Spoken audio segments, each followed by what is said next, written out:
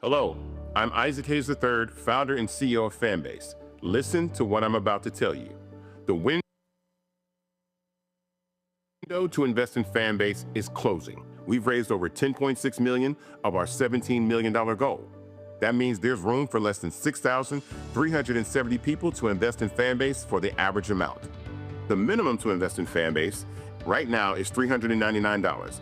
That makes you an owner in Fanbase today. Go to startengine.com/fanbase to invest. Why? Because current social apps have taken advantage of users for far too long, with content suppression, shadow banning, harmful racist content, and no real tools for monetization and equity. Fanbase has over 1.4 million users and counting, allowing anyone to reach all their following and monetize their content from day one. Social media is the new TV, and whoever owns the apps that distribute that content have the opportunity to own potential billion-dollar companies. While big platforms with uncertain futures are failing to serve their users, Fanbase is stepping up to fill the gap. Don't wait until it's too late. Invest now, invest for yourself and your future. Go to startengine.com/fanbase and own the next generation of social media.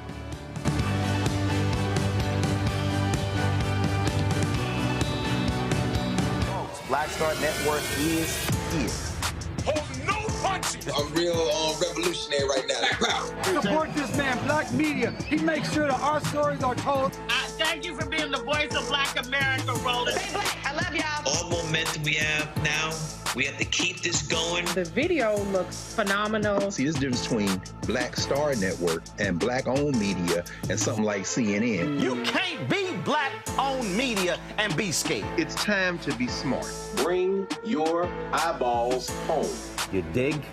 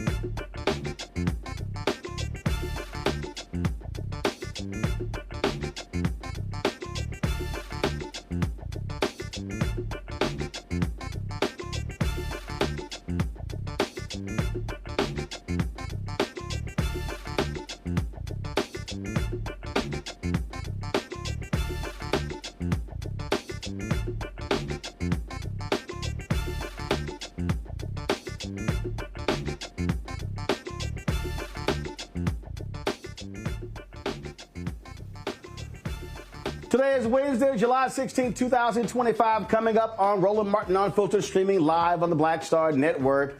Donald Trump and the allies are pushing to obtain voter data from states and inspect voting equipment. What the hell are they doing? We'll discuss the implications with the director of the Voting Rights Project. 2,000 National Guard troops deployed to L.A. over the month ago following protests against immigration enforcement are being withdrawn. A federal judge strikes down a Biden administration rule removing medical debt from credit reports. We'll talk with the former director of the Consumer Financial Protection Bureau about this issue. National Cares is a pioneering initiative tackling the devastating impact of intergenerational poverty. We'll talk with the organization's new president. Also, this week, Senator Angela Alsobrooks and Congresswoman Shontel Brown introduced the You Fight Act, a bold step towards expanding early detection and funding research to save the lives of black women dealing with uterine fibroids. We'll talk with Congresswoman Brown and a medical expert about this particular issue. Also, I did a little test on Instagram dealing with the issue of Costco and black-owned businesses. A whole lot of y'all failed the test. I will explain. Plus, Bill Maher, he still continues to show how much of an ass he is. Wait till y'all hear the latest one. It's time to bring the funk on Roland Martin Unfiltered on the Black Star Network. Let's go. He's got it. Whatever the miss, he's on it. Whatever it is, he's got the scoop, the fact, the find. And when it breaks, he's right on time and it's rolling. Best believe he's knowing. Putting it down from sports to news to politics. With entertainment just for kicks, he's rolling. It's on Go, roll, y'all. It's Roland Martin, yeah. Rolling with Roland now. He's funk, he's fresh, he's real, the best, you know he's Roland Martin now.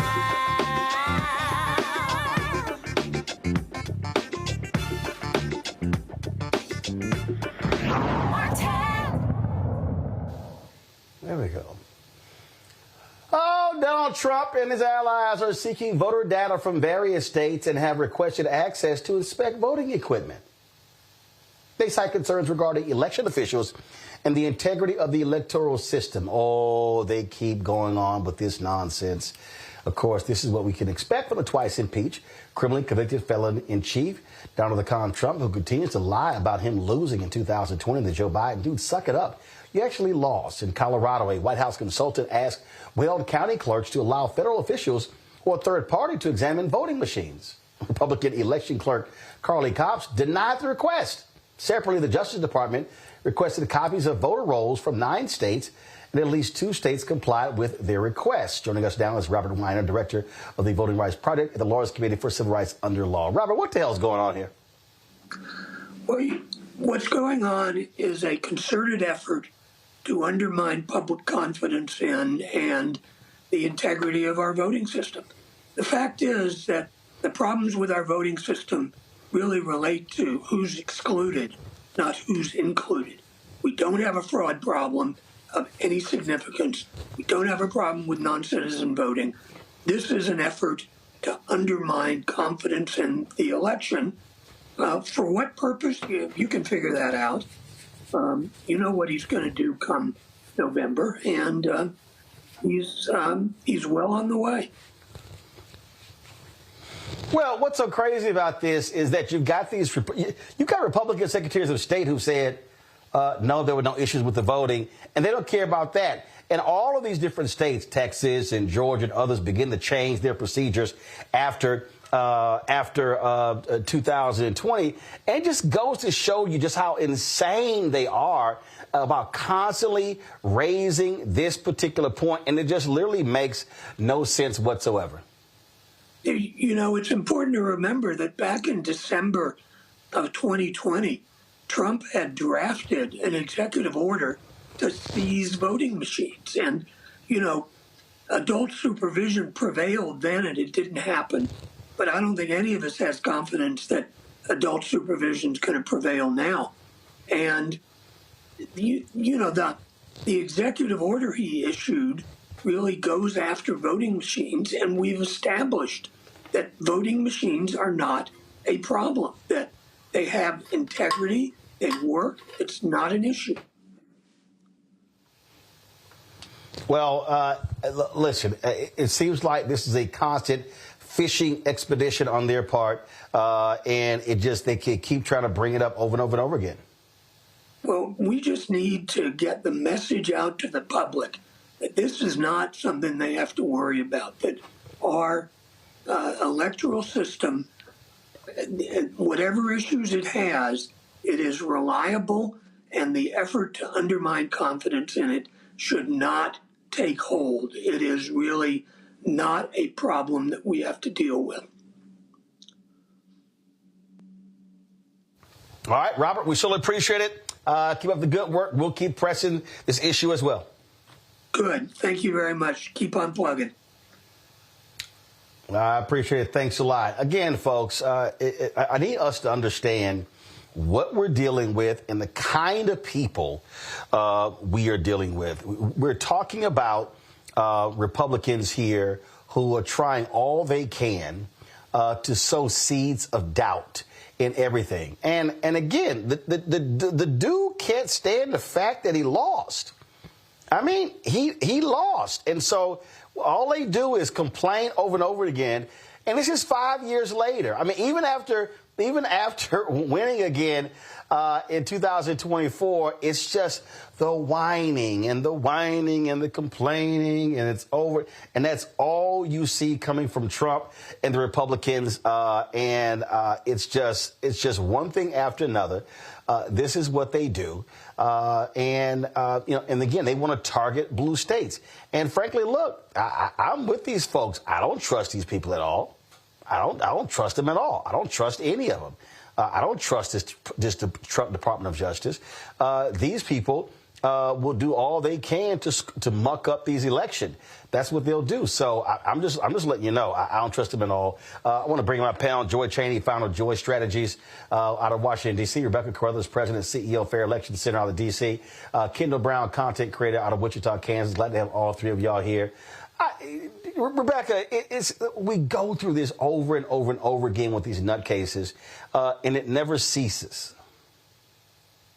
You know, absolutely, Roland. If Republicans actually want to make sure that we have integrity as millions of Americans go all right, I'm back. to vote, I was having tech difficulties. Then they need to support the John Lewis Voting Rights Advancement Act, which has been introduced every year. It's going to be introduced in the next coming weeks. It's an opportunity for them to look for ways to strengthen the voting processes in this country, making sure that every person who is eligible to vote and who wants to vote and participate in the elections are able to do so. It's very simple. They could do this through legislation. The Supreme Court even asked the Congress to act, and that was the justification for rolling back parts parts of the Voting Rights Act that the Supreme Court did. They said, hey, Congress, actually, we're going to kick it back to you. You need to do a legislative fix. So there is a legislative fix that Republicans could sign on to. They could contact Senator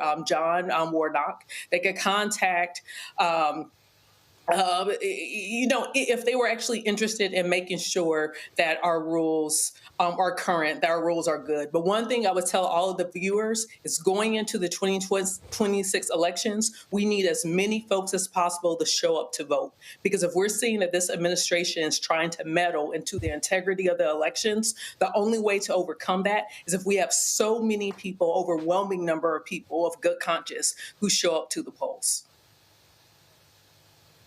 Absolutely. Joy. No, I mean, that's, Rebecca is right. And let me just say, this is serious business, but I'm going to have to acknowledge my link sister, my Sora, look really beautiful tonight. It's good to be on with you. What she said is right. I remember when we won, I think it was when Barack Obama won the second time, one of the things that people said is we went to the polls not just for him, but for ourselves because they had attacked the right to vote. And they were threatening our ability to go to the polls. And so this time we must overwhelm them with it. Do not worry about whether or not your vote is going to count. Don't let lawyers worry about that. You just have to show up and be careful about trying to, doing things that would depress the vote by making people think it doesn't matter if you do go to the polls. You must go, no matter what they do. If they say bring ID, you bring ID. You have to instruct your people around you to do the same. They are trying to take your vote. They are trying to scare you. One of the tactics is if they scare people and they people think their vote won't count or it's a fait accompli, there's nothing they can do about it, then you won't vote. Don't do it. Challenge them. Go to the vote. If they're going to steal it, they're going to have to steal it in front of our faces, and they're going to have to do it and face a lawsuit. Don't stay home and make it easy on them. But yeah, data is part of it. I think that we have a real problem on our hands, an authoritarian state. We've been talking about it. It's time for lawsuits, it's time for lawyers, and we're going to have to fight back. Kendall, but the thing is, we know they want to rig the election. We know what they want to do. We know the games they're trying to play, and they can't be trusted. Yeah, absolutely. And I think that it is particularly of note that, the state that they're most heavily attacking and trying to get this data and get a hold of their voting machines is Colorado. While most people think of Colorado at this point as being blue, it wasn't that long ago that it was much more of a swing state, and it has multiple statewide offices that are have no incumbent. It'll have 8 House seats. It'll have a Senate seat, like a massive number of seats. It's very obvious by him targeting this.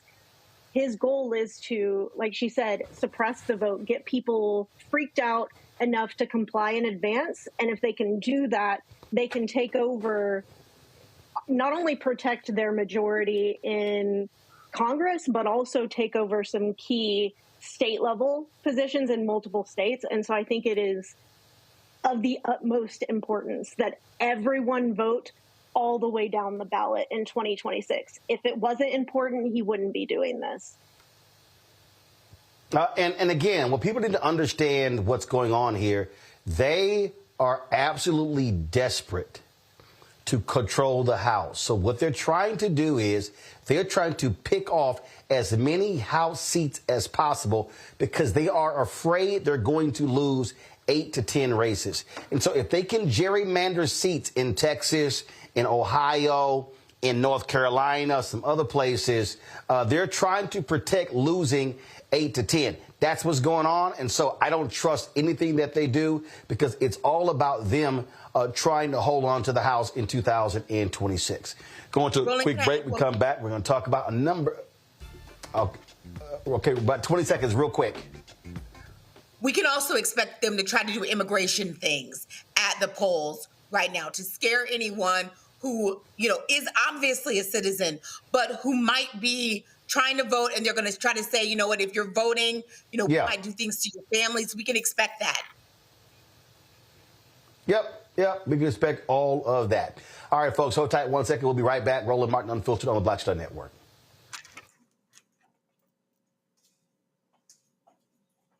On a next, A Balanced Life, we talk about how to get in touch with your feelings, emotions, how to find your North Star, and how to move your life along. Because oftentimes what we'll do is we'll accept what the world says about us as the truth and how we see ourselves, which that could be completely contrary to what the Word of God says about who you are. That's on a next, A Balanced Life, here on Black Star Network.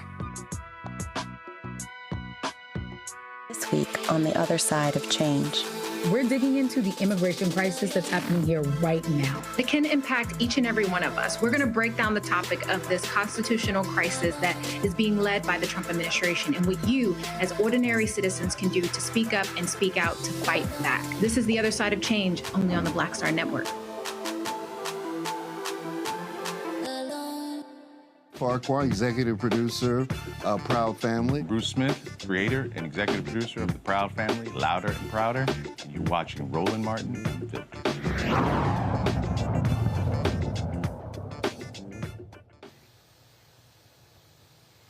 Well, folks, the National Guard is packing the hell up and getting out of Los Angeles. They've been there more than a month. Of course, the first federalized National Guard members arrived in L.A. on June 8th after some protests against immigration enforcement operations. Approximately 4,000 California National Guard troops and 800 active duty Marines were sent there by Donald Trump, despite opposition from California Governor Gavin Newsom and Los Angeles Mayor Karen Bass. Today, Mayor Bass emphasized the deployment of National Guard troops to L.A. was absolutely, positively unnecessary. We've had an important victory.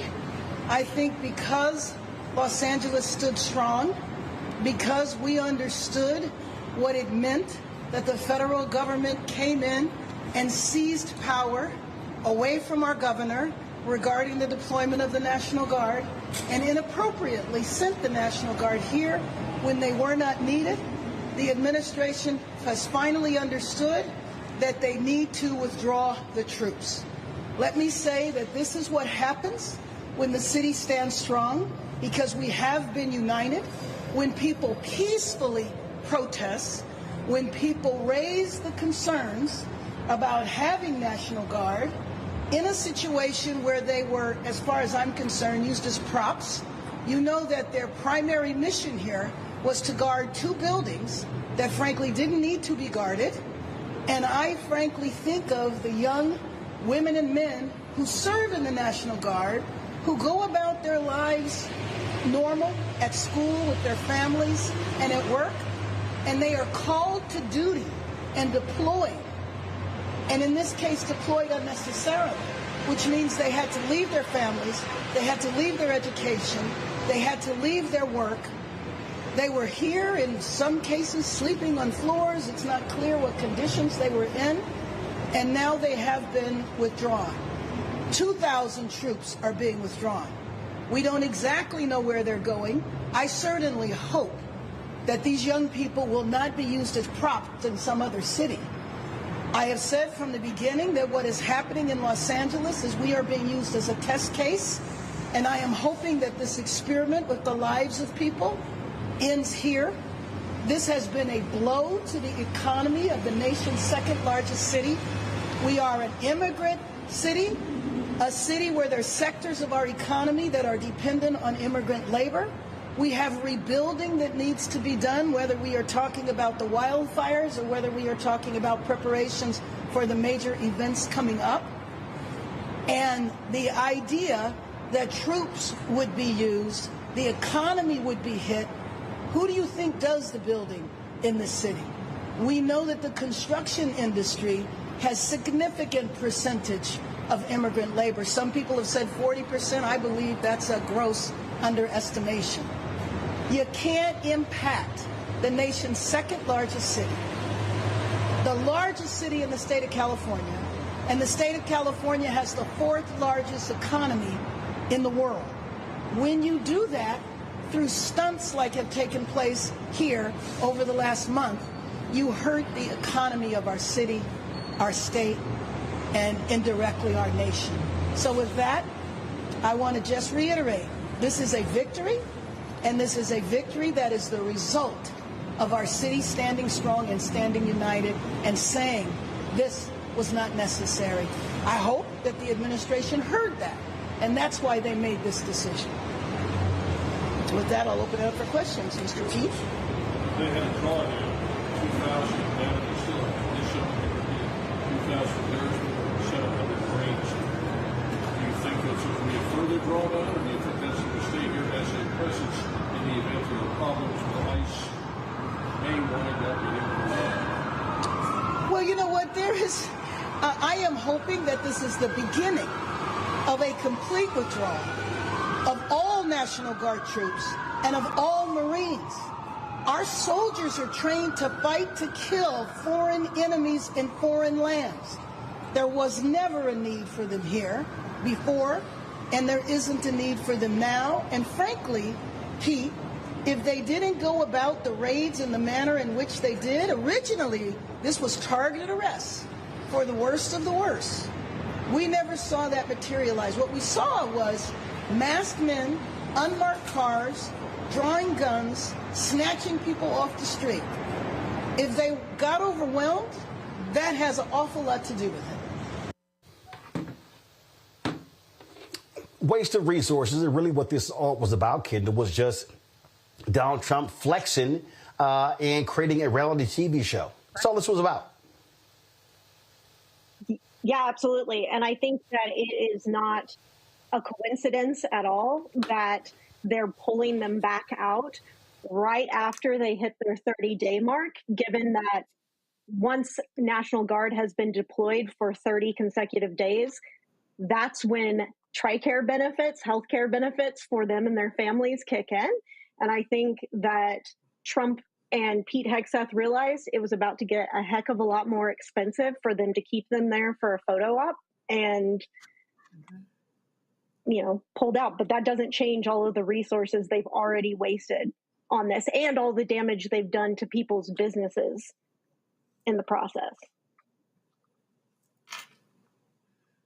The billions of dollars Texas Governor Greg Abbott spent on the border building a wall, and I think they only built something like 8 miles, and even lawmakers are like, yeah, we're going to end this. I mean, so they love wasting money as all about show, and literally, this is a reality show. This is how they think and operate, what plays to the cameras. That's right. I don't know who that was to. Rebecca?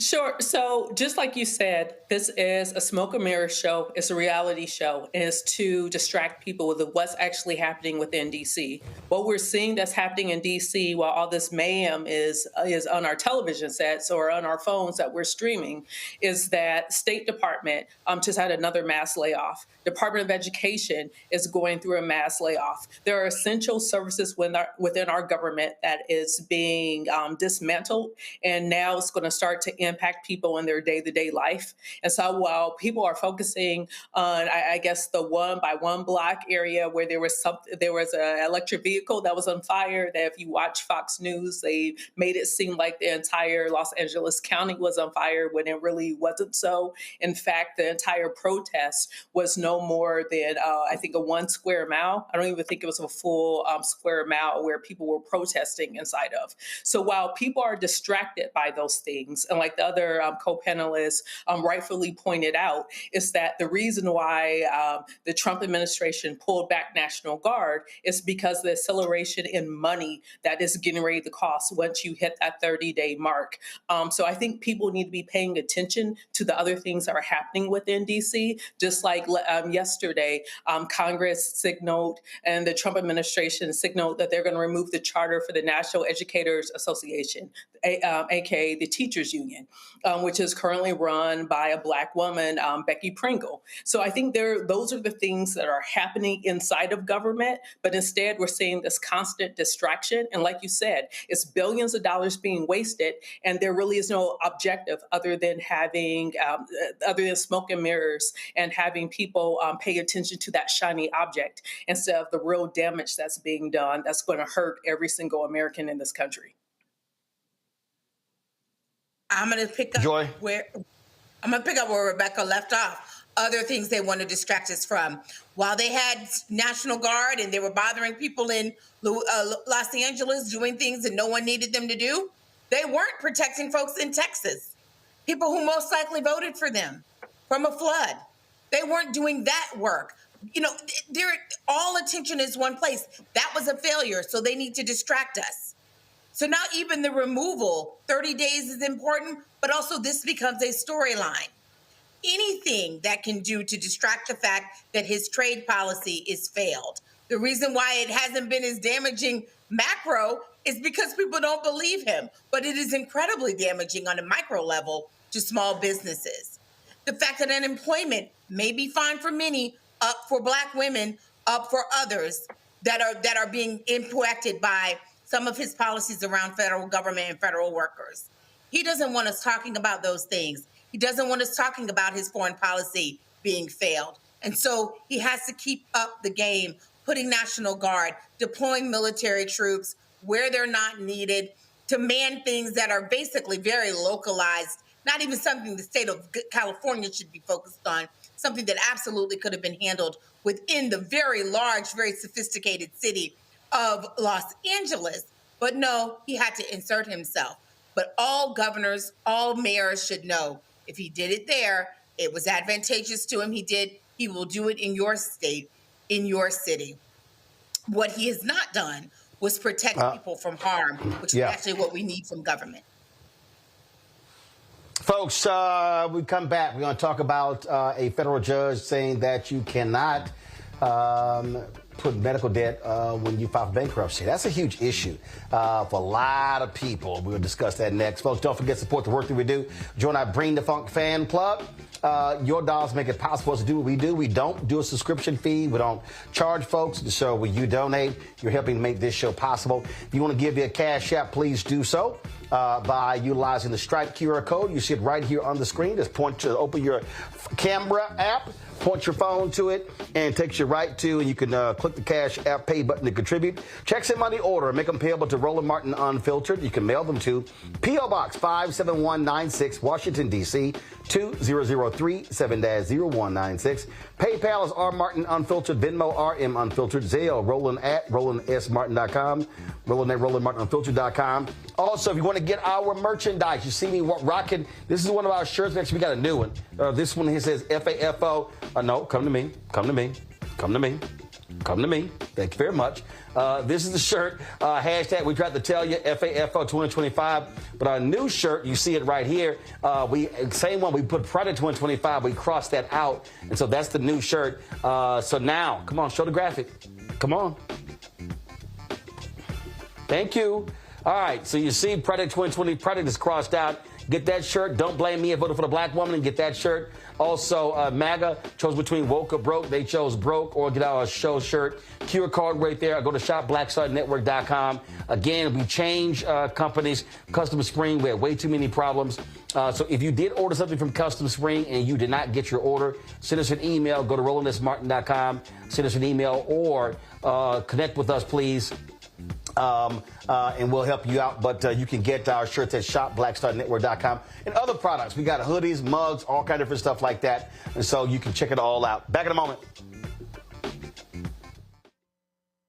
On the next Get Wealthy with me, Deborah Owens, America's Wealth Coach, Black women are starting businesses at the fastest rate than any other segment. However, finding the funding to build them is challenging. On our next Get Wealthy, we're going to talk with author Catherine Finney, who wrote the book, Build the Damn Thing. And she's going to be sharing exactly what we need to do to achieve success in spite of the odds. As an entrepreneur of color, is first, building your personal advisory board. I think that's one of the things that's helped me the most.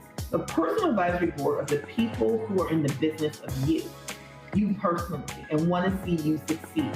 That's right here on Get Wealthy, only on Black Star Network. Me, Sherry Shepard, and you know what you're watching, Roland Martin Unfiltered.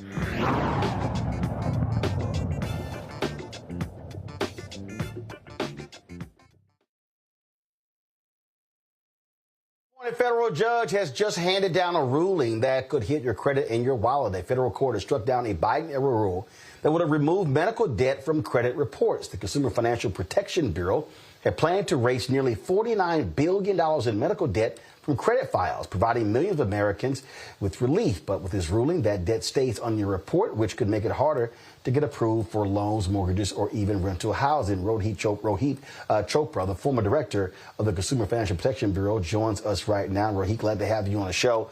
Look, I get this. I was in 2004.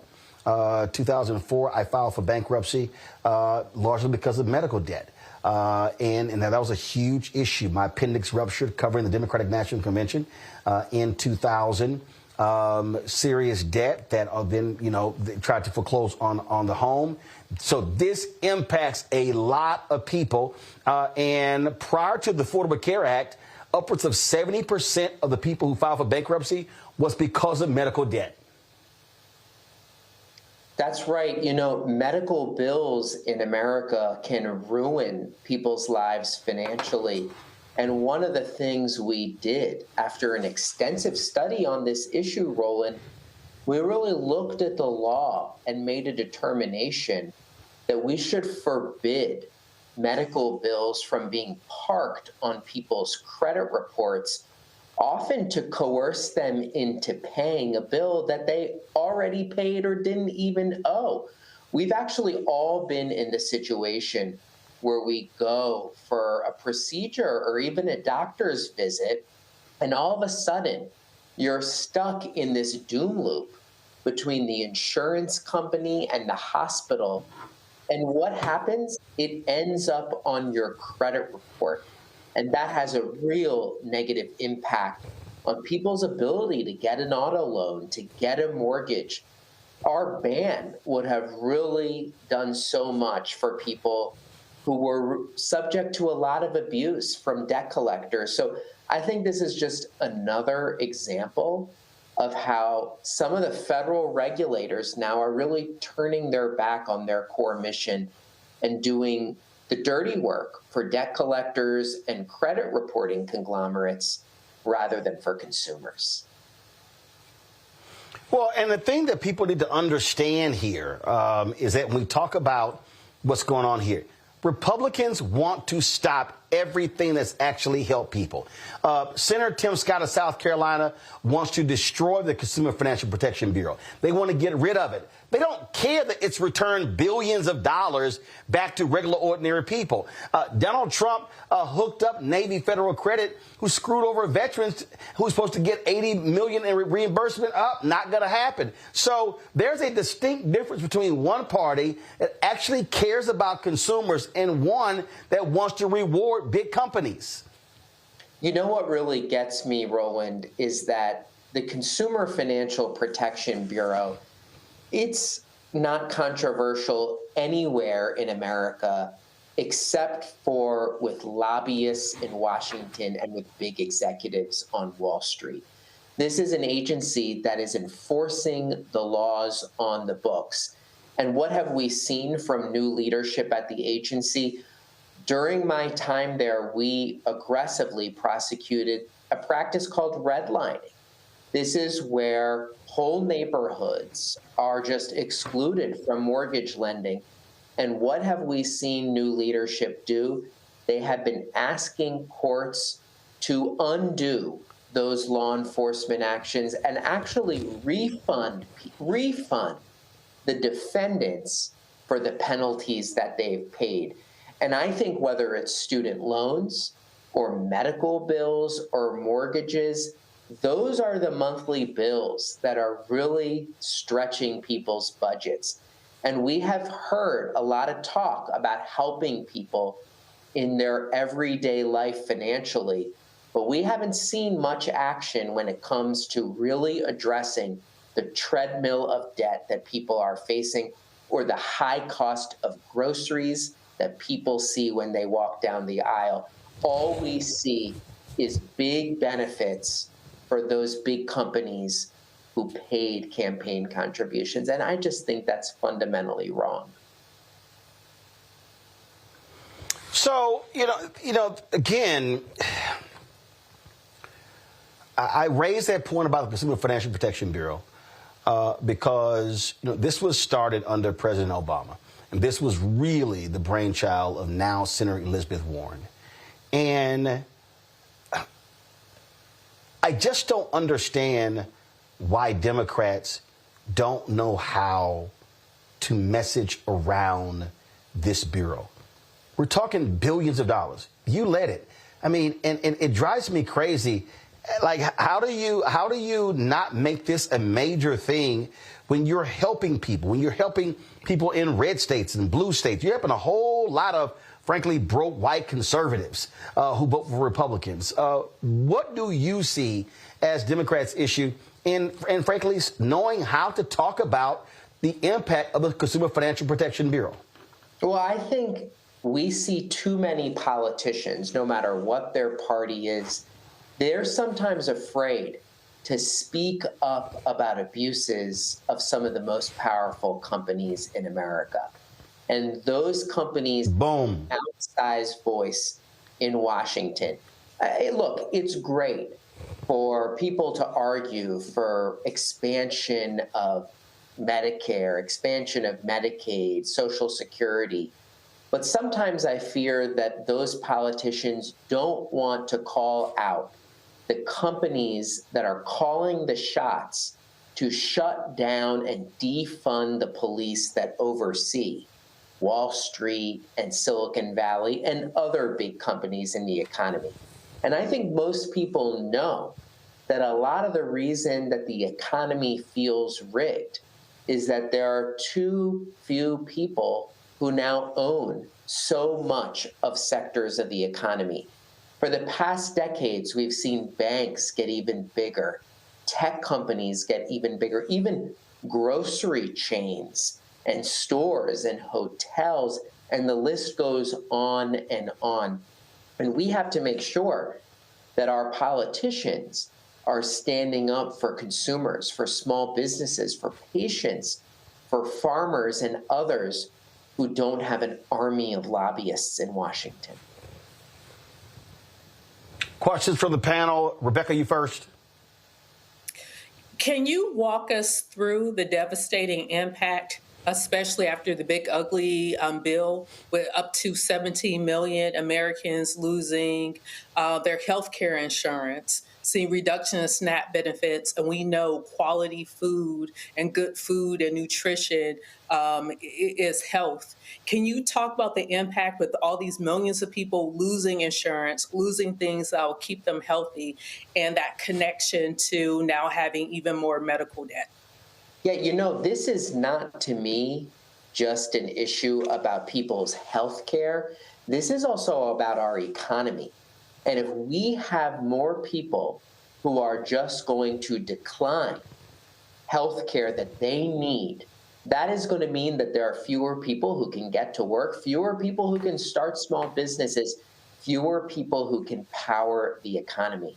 And that same bill that has now got signed into law, it completely destroys the funding for core law enforcement like the Consumer Financial Protection Bureau.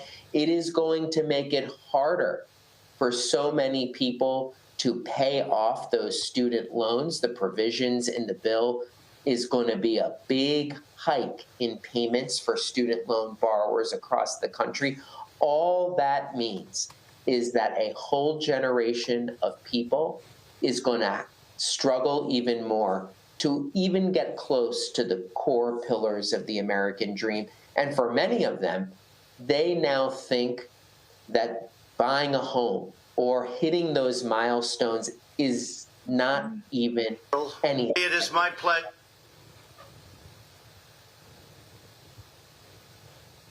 Joy? You are so right. First of all, thank you so much for your service. I have many friends who worked for you at CFPB.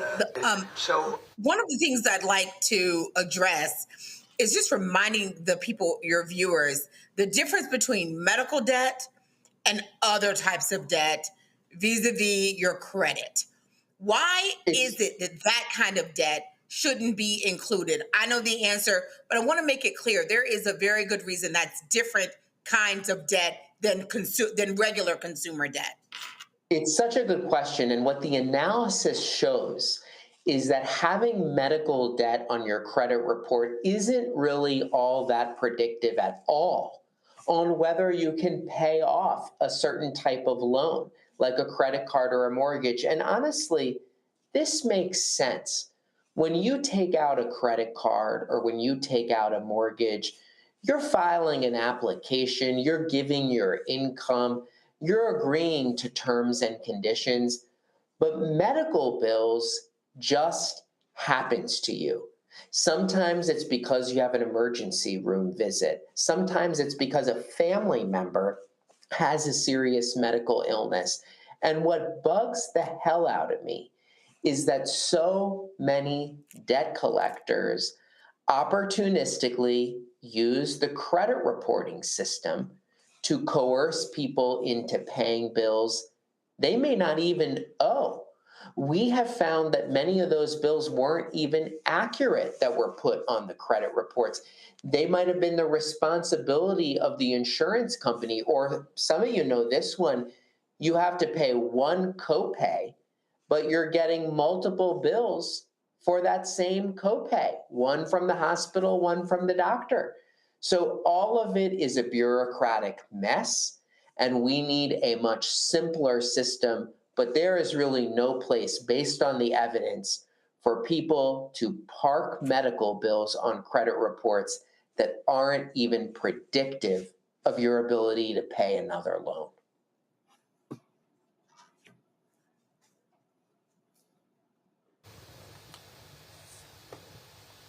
Kendall?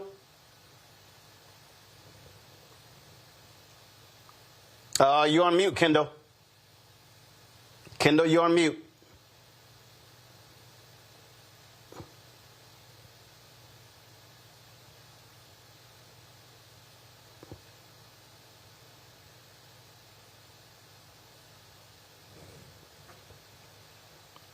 All right, folks. Not sure what's going on. We can't hear Kendall.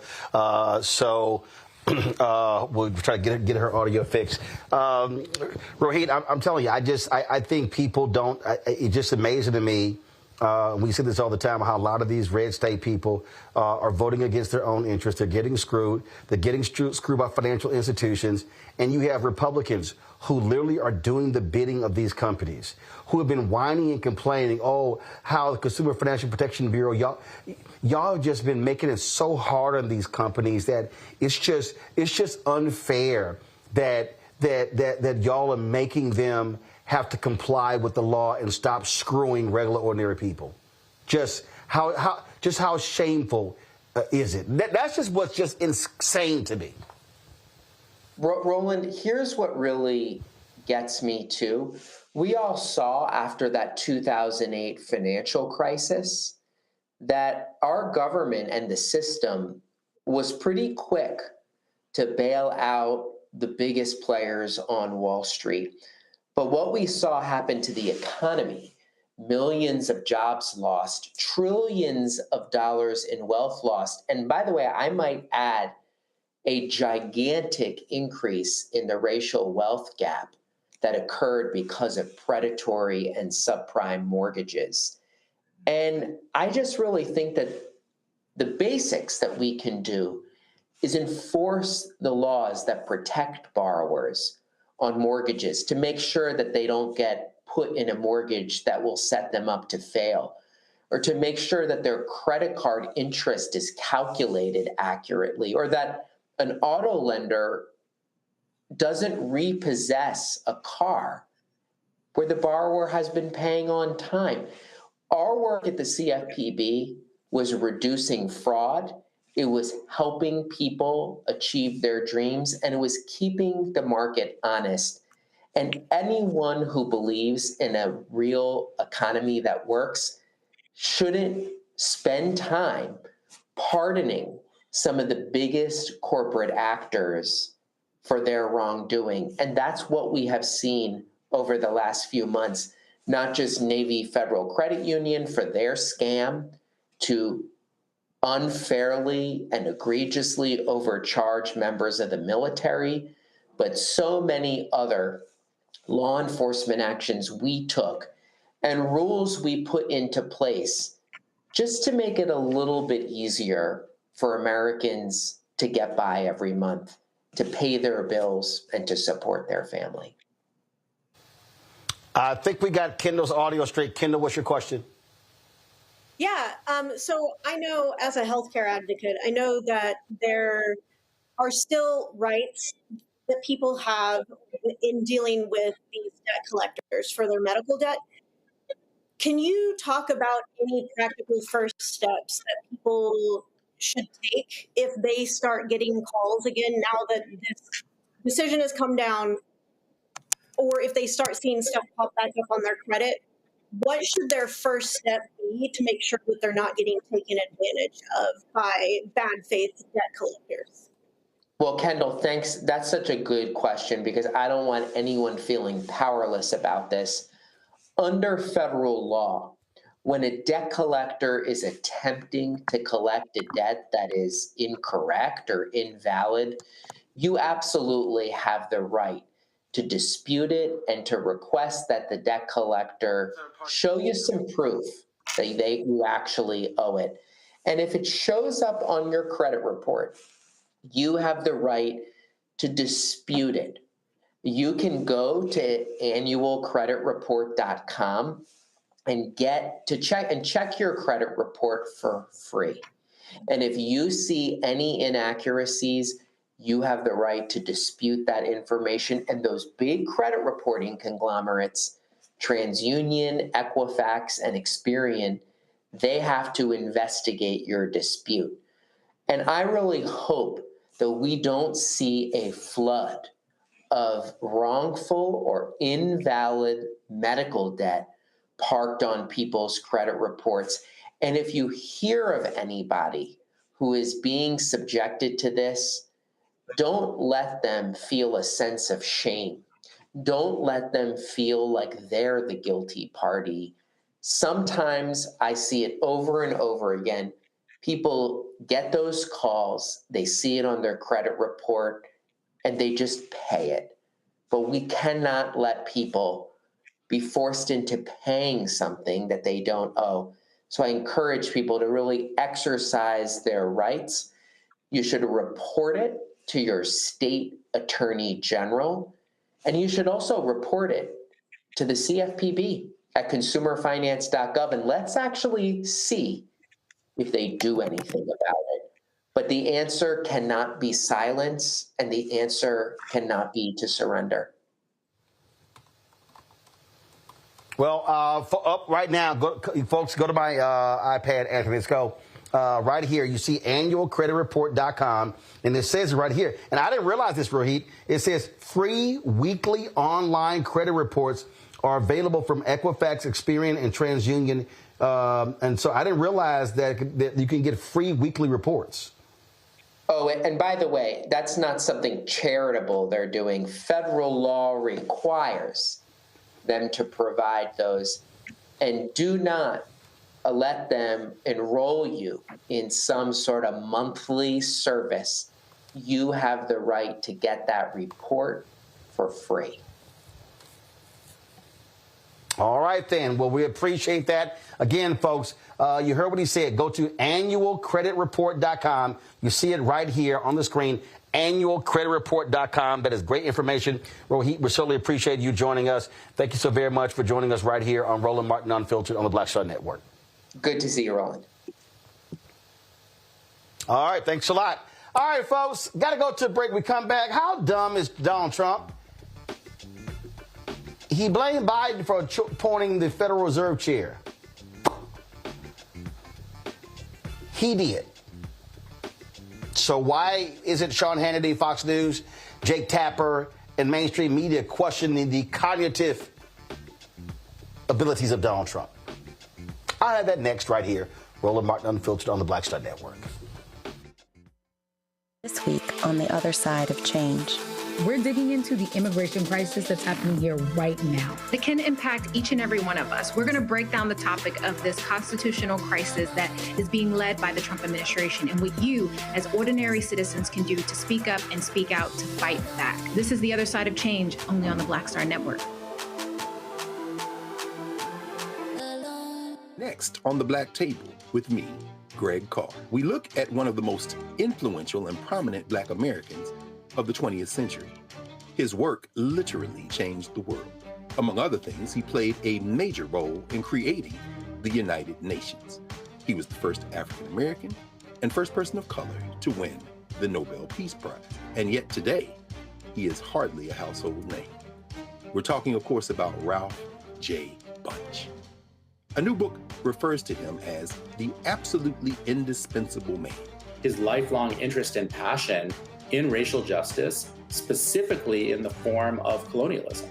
And he saw his work as an activist and advocate for the Black community here in the United States as just the other side of the coin of his work trying to roll back European empire in Africa. Author Cal Rostiala will join us to share his incredible story. That's on the next Black Table, here on the Black Star Network. Hey, it's John Murray, the executive producer of the new Sherry Shepherd Talk Show. This is your boy, Earthquake. And you're tuned in to Roland Martin, Unfiltered.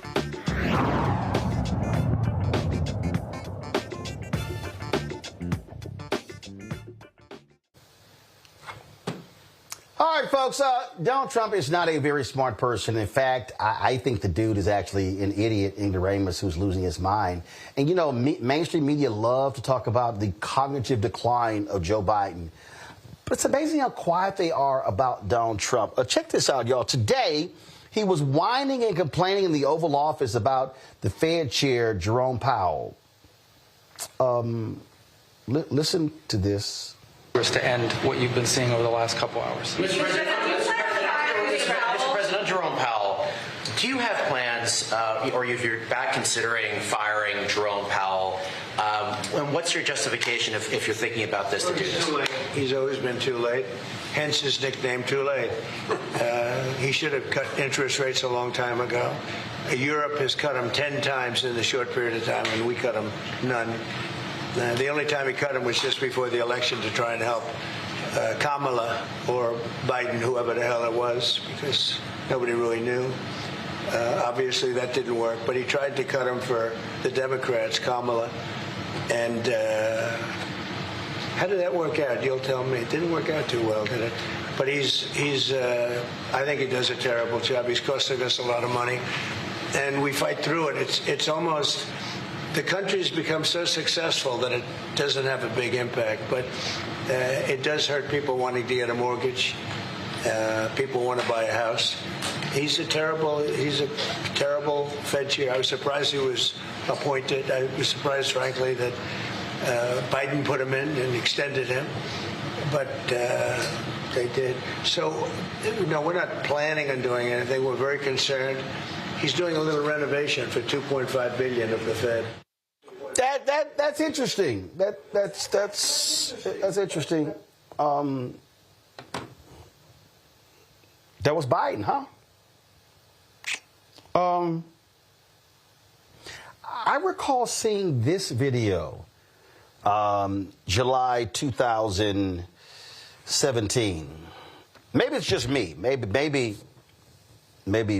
Biden changed his looks. Anyone agrees with me on this one?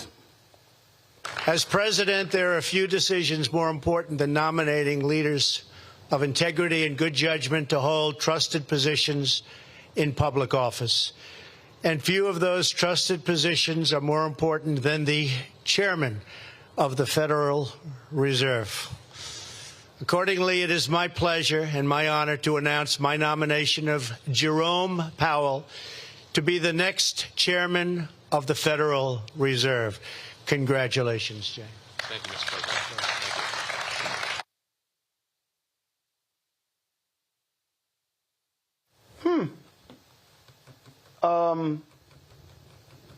Kendall, am my eyes wrong? Is that Biden right there? Is that Biden standing next to Jerome Powell? That's definitely. I'm trying. I mean, Joe Biden. Yeah, I don't understand. Like, what's wrong with these people?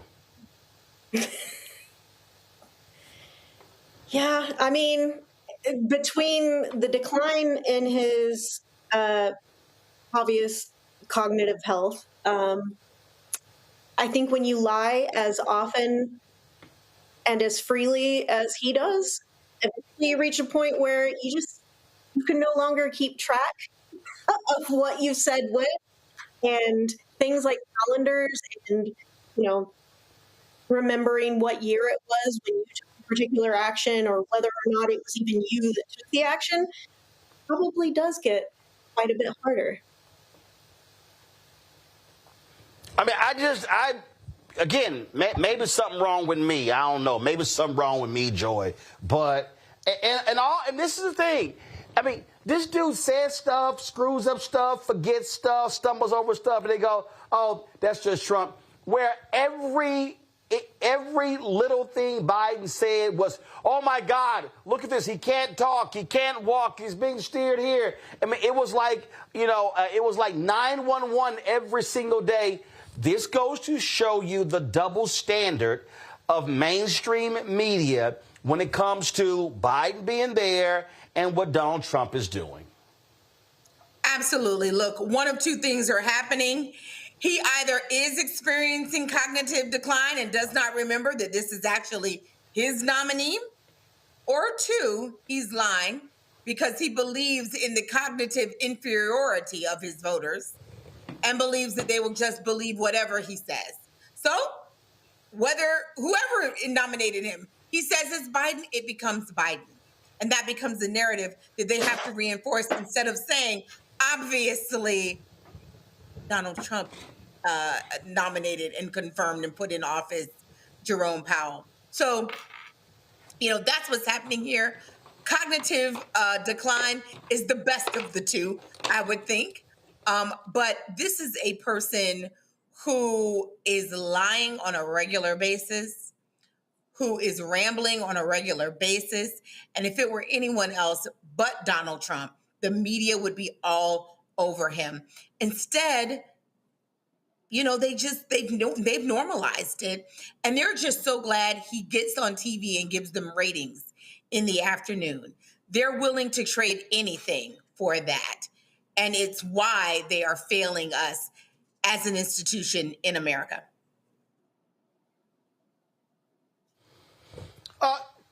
Engineer Rebecca, maybe this is a right-wing thing because I played this yesterday. I just got to play it again. Bill O'Reilly was on Leland Vittert show on another right-winger on News Nation, and maybe he's drinking the same stuff that Donald Trump is drinking because it's amazing how they just want to blame everything on Biden. Watch this. Trump administration has on Epstein. Exactly. Right. Because Epstein was convicted during the Biden administrations. Not one time did Hakeem Jeffrey call for any exposition of what the Biden Justice Department knew. Not once. So this guy's a top phony. Okay, he's a political player. He doesn't care about the truth. He doesn't care about the people. Hold on, Bill. This is what hold on. he does. Hold on, Bill. Hold on. You said Epstein was convicted during the Biden administration. Epstein committed suicide during the Trump administration.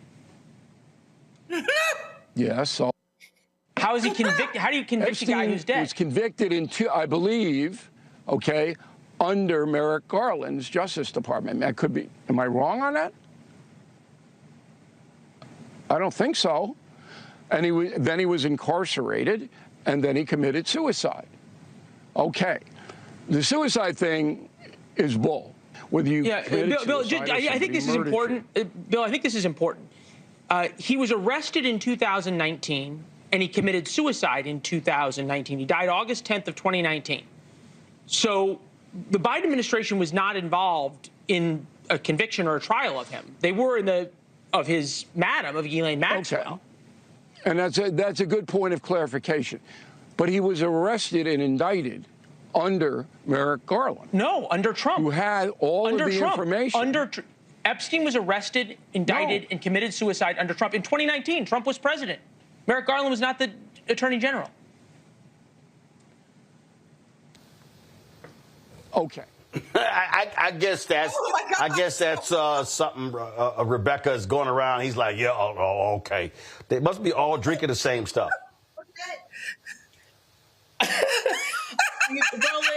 Roland, okay. If we're going to do this, can you also play the Nazi clip too from yesterday? Nazi being the word being reclaimed by Fox News, and they're going to use it the way the blacks have reclaimed the N-word. Look, up is down, down is up, left is right, right is left, right? This is the bizarre world that we're in. The bottom line is we know that it's not Trump who's running this administration. We know it's Stephen Miller and crew that's running this administration. In fact, there are rumors now around D.C. saying that they're going to, at some point, 25th Amendment Trump, meaning that they'll have a formal process to remove and say that Trump lacks the mental capacity and competency to serve as commander-in-chief. Which we all know that because we're watching it in real time, and then we're watching the man run around D.C., in a cloud of flatulence. It's kind of a bizarre time here under Trump as president. And unfortunately, J.D. Vance will be the same, if not worse, than the way Trump is approaching running government. The bottom line is there are people who have been using so much propaganda where they're believing the propaganda. And it's unfortunate because the American public really doesn't know how to decipher what it is that they're seeing, what it is that they're not seeing. Because unfortunately, in this country, civics as civic education is not really taught in this country. So many Americans don't even have a foundation to compare what should be occurring versus what is occurring out of this administration. And unfortunately, it's very sad. And ultimately, it's going to hurt many Americans because they're not going to get what they need out of federal government. We need a competent leader leading and running the federal government. Unfortunately, that's not what we have. We have a clown show. We have dismantling of American institutions that serve as safeguards to make sure that this country runs properly. And I'm sure tomorrow night with your guests, maybe you all will get into foreign policy of when we have such a weak domestic front, that leaves us completely open for foreign actors to continue to disabuse us and cause America harm. And it's very unfortunate because this is what we have now. So please vote in your local state elections because you're going to need some type of leader to protect you from what's coming. Oh, absolutely. But they love to sit here and just make up stuff and just lie and like it's no big deal. All right, y'all, going to go to a break. We'll be right back. Roland Martin Unfiltered on the Black Star Network. Don't forget, support the work that we do. Join our Bring the Funk fan club. You want to give you a Cash App, use the Stripe QR code. You see it right here. Click the Cash App button to continue to contribute. You want to see a check and money order, make it payable to Roland Martin Unfiltered. Send to P.O. Box 57196, Washington, D.C., 2003 7-0196. PayPal, R. Martin Unfiltered, Venmo, RM Unfiltered, Zelle, Roland at RolandSMartin.com, Roland at RolandMartinUnfiltered.com. Back in a moment.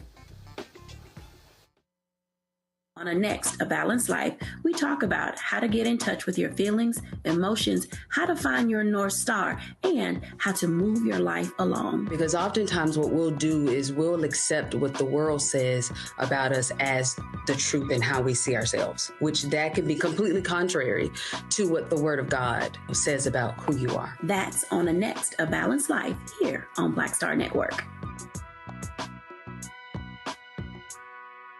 Carl Payne pretending to be Roland Martin. Holla! You ain't got to wear black and gold every damn place, okay? Ooh, I'm an alpha, yay. All right, you're 58 years old. It's over. And you are now watching Roland Martin Unfiltered. Uncut, unplugged, and undamn believable.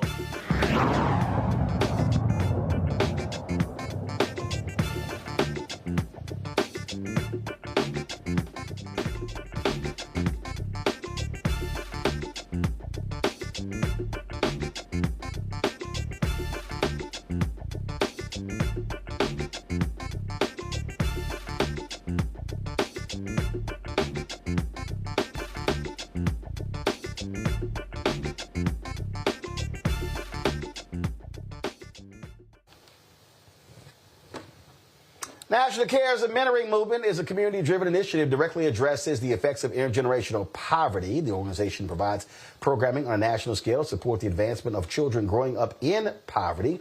CARES offers a 32-week curriculum designed to help children heal from the traumas associated with this issue. Renee Daniel Flagler, the organization's new appointed president, joins us right now. I'm glad to have you here. Renee, how you doing?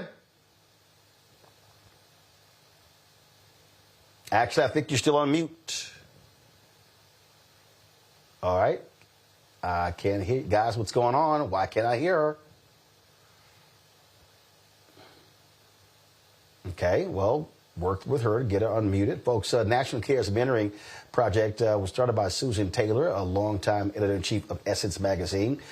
We were in New Orleans after Hurricane Katrina and then organized an event where Susan talked about the importance of really bringing families together, and many of our kids needed mentoring. And so when they had their first big fundraisers in New York City, Oprah Winfrey had pledged $500,000, and at that particular event, Oprah pledged another $500,000. She's been a huge supporter of National Cares Mentoring Movement ever since then. We have covered many of their events, live streamed them on the network. I participated for a couple of years as a host of the golf tournament for the Atlanta National Cares chapter as well. So they've really been doing the work all across the country. Let's see, do we have Renee now? Okay, that's weird. I can hear you. Renee, can you hear me? I can hear you. Renee? All right. Okay, cool. All right, guys, let's now go to Renee. All right. Okay, guys, can we please, thank you. Can we please switch? Appreciate it. All right, so Renee, you're the new president. So talk about that. Well, first of all, thank you so much for having me. I'm excited to be here. And yes, I am the new president of the National Cares Mentoring Movement, the amazing organization that focuses on inspiring hope, healing, and transformation in the most vulnerable children in the country, started by the iconic Susan L. Taylor back in 2025. So for folks who don't know, how many chapters do you have? How many folks do y'all service each year? Sure. So we have about 58 chapters across the country, and we have served over 150,000 students across the country in so many ways. And so when you talk about the program and the folks you help, as young as what, as old as what?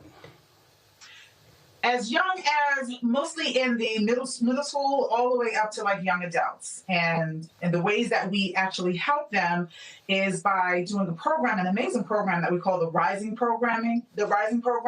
We have an HBCU Rising program. It helps with professional development, mentoring. We also recruit, train, and dispatch mentors around the country, working in collaboration with other nonprofit organizations and youth-serving organizations in order to make sure that our young people have the mentoring, support, training, and programming that they need to thrive. And our major focus right now for the past few years has really been on Black child suicide. The rates of suicide has gone up over 144% in recent years. And that's one of the things that we are really focusing on helping to eradicate with our mentoring circles, our healing circles, and the programming that we do to make sure that they are supported, that we are helping to eradicate the impact of the traumas that they may be dealing with, and make sure that they have the tools to thrive and to go to school and remove the barriers that they may be facing that will prevent them from being successful.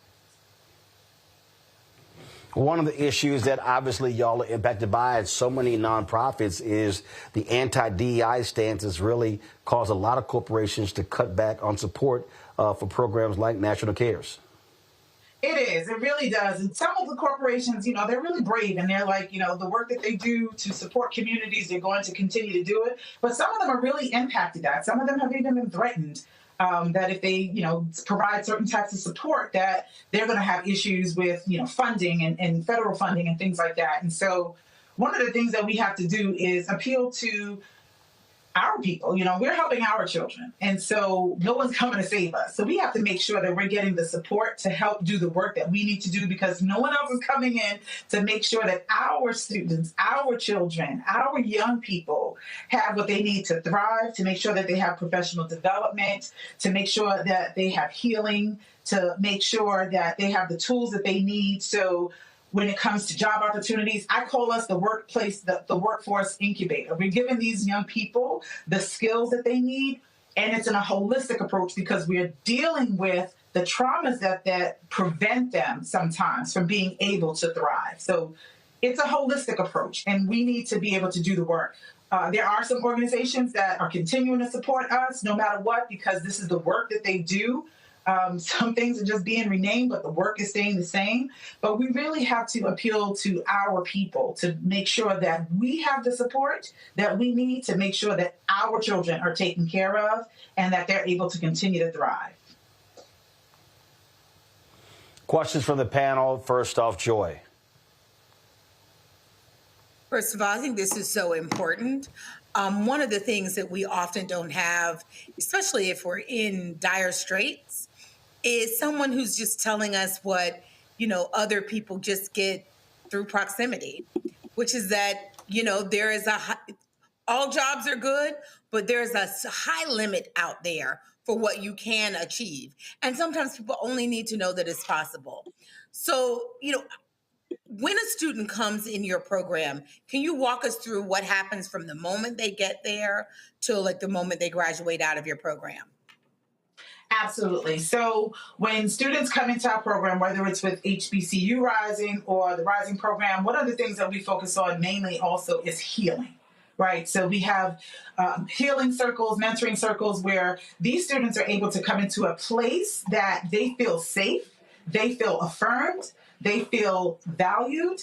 They know that the people who are working with them, which includes psychologists, people in social work, peers, mentors, that they have a space where they can come in, be who they are, don't have to worry about who they are, and have the issues that they face addressed. The social issues that they face addressed in a safe space where they can really tell the truth about what they're going through, that they can hear from other students and be affirmed in that space, that understand that they're not alone, and then to be guided to not only how to deal with the things that they're facing, but how to remove the barriers so that they can progress, so they can transform, so that they can engage in trajectory changing work by giving them the tools, professional development, mentors on a consistent basis that is showing them what's possible. Because access and exposure is extremely important, especially if you're coming from an environment where you may not see people thriving. You may not have an uncle or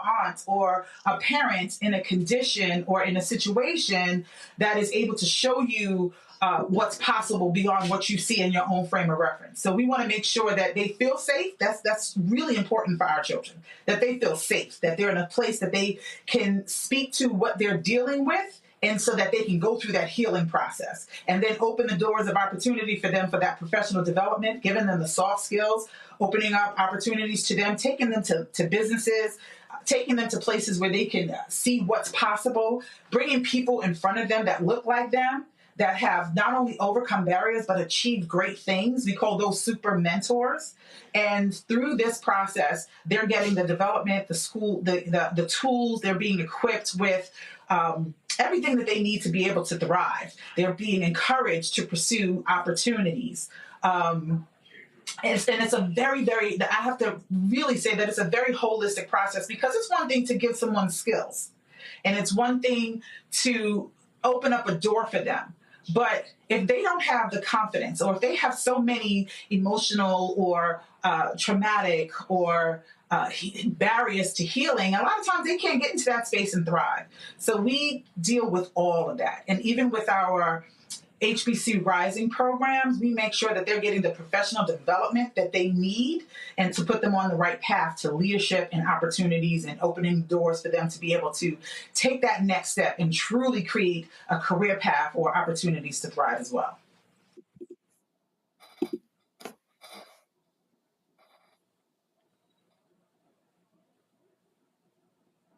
I love that. Is Rebecca here? Kendall? Kendall? Yeah. First of all, Kendall, what's your question? Go ahead. I love your glasses. Thank you.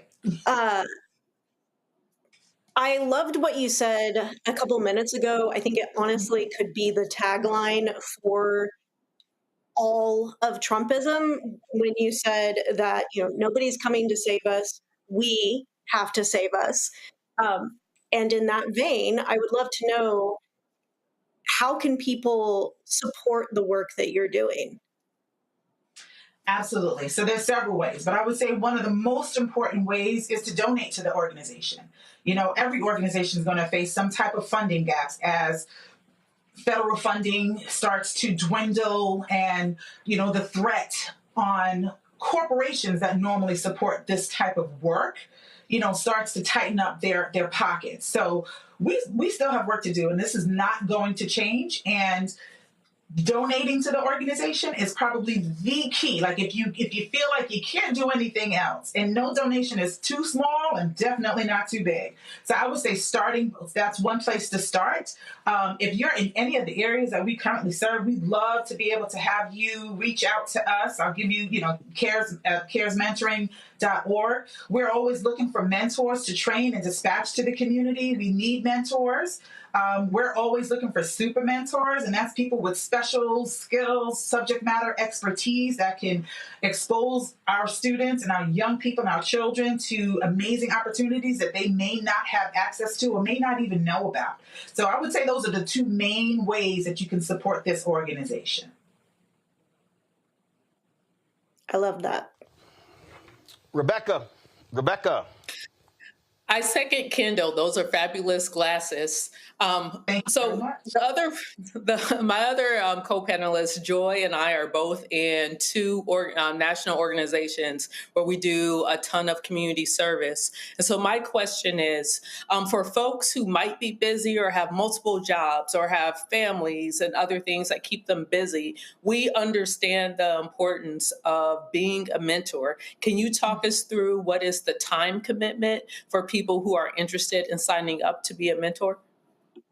So the time commitment varies. Some people have more capacity, some people have less. With our super mentors, that's an opportunity that no matter how busy your schedule is, you can participate. We know that subject matter expertise, is usually attached to a person who has a very busy schedule, and that's fine. So those are times where we'll have you come out if we're doing special programs, or if you are only available one time a month, or 2 or 3 times a year. We can plug you into those locations where you can come out and talk to our students. If you are available on a monthly basis, we are happy to have you join us on the days that we do mentoring at those particular sites that you're available to. And we also train, recruit, and dispatch mentors to organizations who need mentors, like partner organizations like Big Brother, Big Sisters. So our training really gives them the foundation to come in and do this work, right? Everybody can't just do, consistent mentoring work, because it can be a lot. And so our training helps to provide you with that foundation. You have an understanding of like trauma-informed training and things like that, so that you can be in an environment where you can really be an asset to help a young person. So it doesn't matter if you have a little bit of time or if you have a lot of time. We have opportunities and availability, and we can use you as a mentor to come and help with our young people. All right, then. Well, Renee, we certainly appreciate it. Good luck being the president of National Cares. And, of course, we've been long supporters on this show. We'll continue to do so. Yes, you have. And we want to thank you for that support, Roland. I see that you have really been down with the organization in every possible way with your time, your talent, and your treasure. So I want to thank you for that. All right, then. We appreciate it. Thanks a lot. Thank you. Have a great All right, night. folks, we're going to go to a quick break. We'll be right back. Roland Martin Unfiltered on the Black Star Network. On the next Get Wealthy with me, Deborah Owens, America's Wealth Coach, Black women are starting businesses at the fastest rate than any other segment. However, finding the funding to build them is challenging. On our next Get Wealthy, we're going to talk with author Catherine Finney, who wrote the book build the damn thing. And she's going to be sharing exactly what we need to do to achieve success in spite of the odds. As an entrepreneur of color, it's first, building your personal advisory board. I think that's one of the things that's helped me the most. The personal advisory board of the people who are in the business of you personally, and want to see you succeed. That's right here on Get Wealthy, only on Black Star Network. Hello, I'm Paula J. Parker. Truly proud on the Proud Family, Louder and Prouder on Disney+. And you're watching Roland Martin, Unfiltered.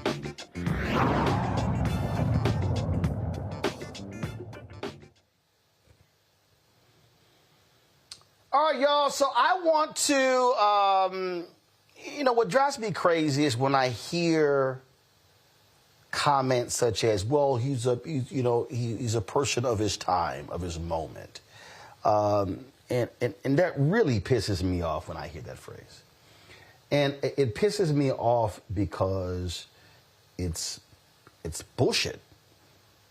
So John Leguizamo was on Bill Maher's podcast, I don't know what the hell you want to call it. And the issue of Trump being a racist came up, and this is what was discussed.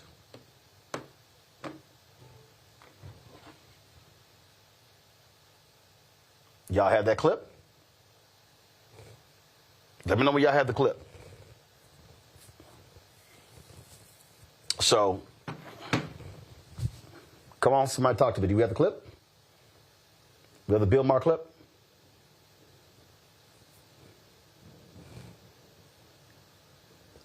Okay, so folks in the control were not talking to me. So y'all find that clip. Let me know when y'all have it. And then I'm going to come back to this particular story.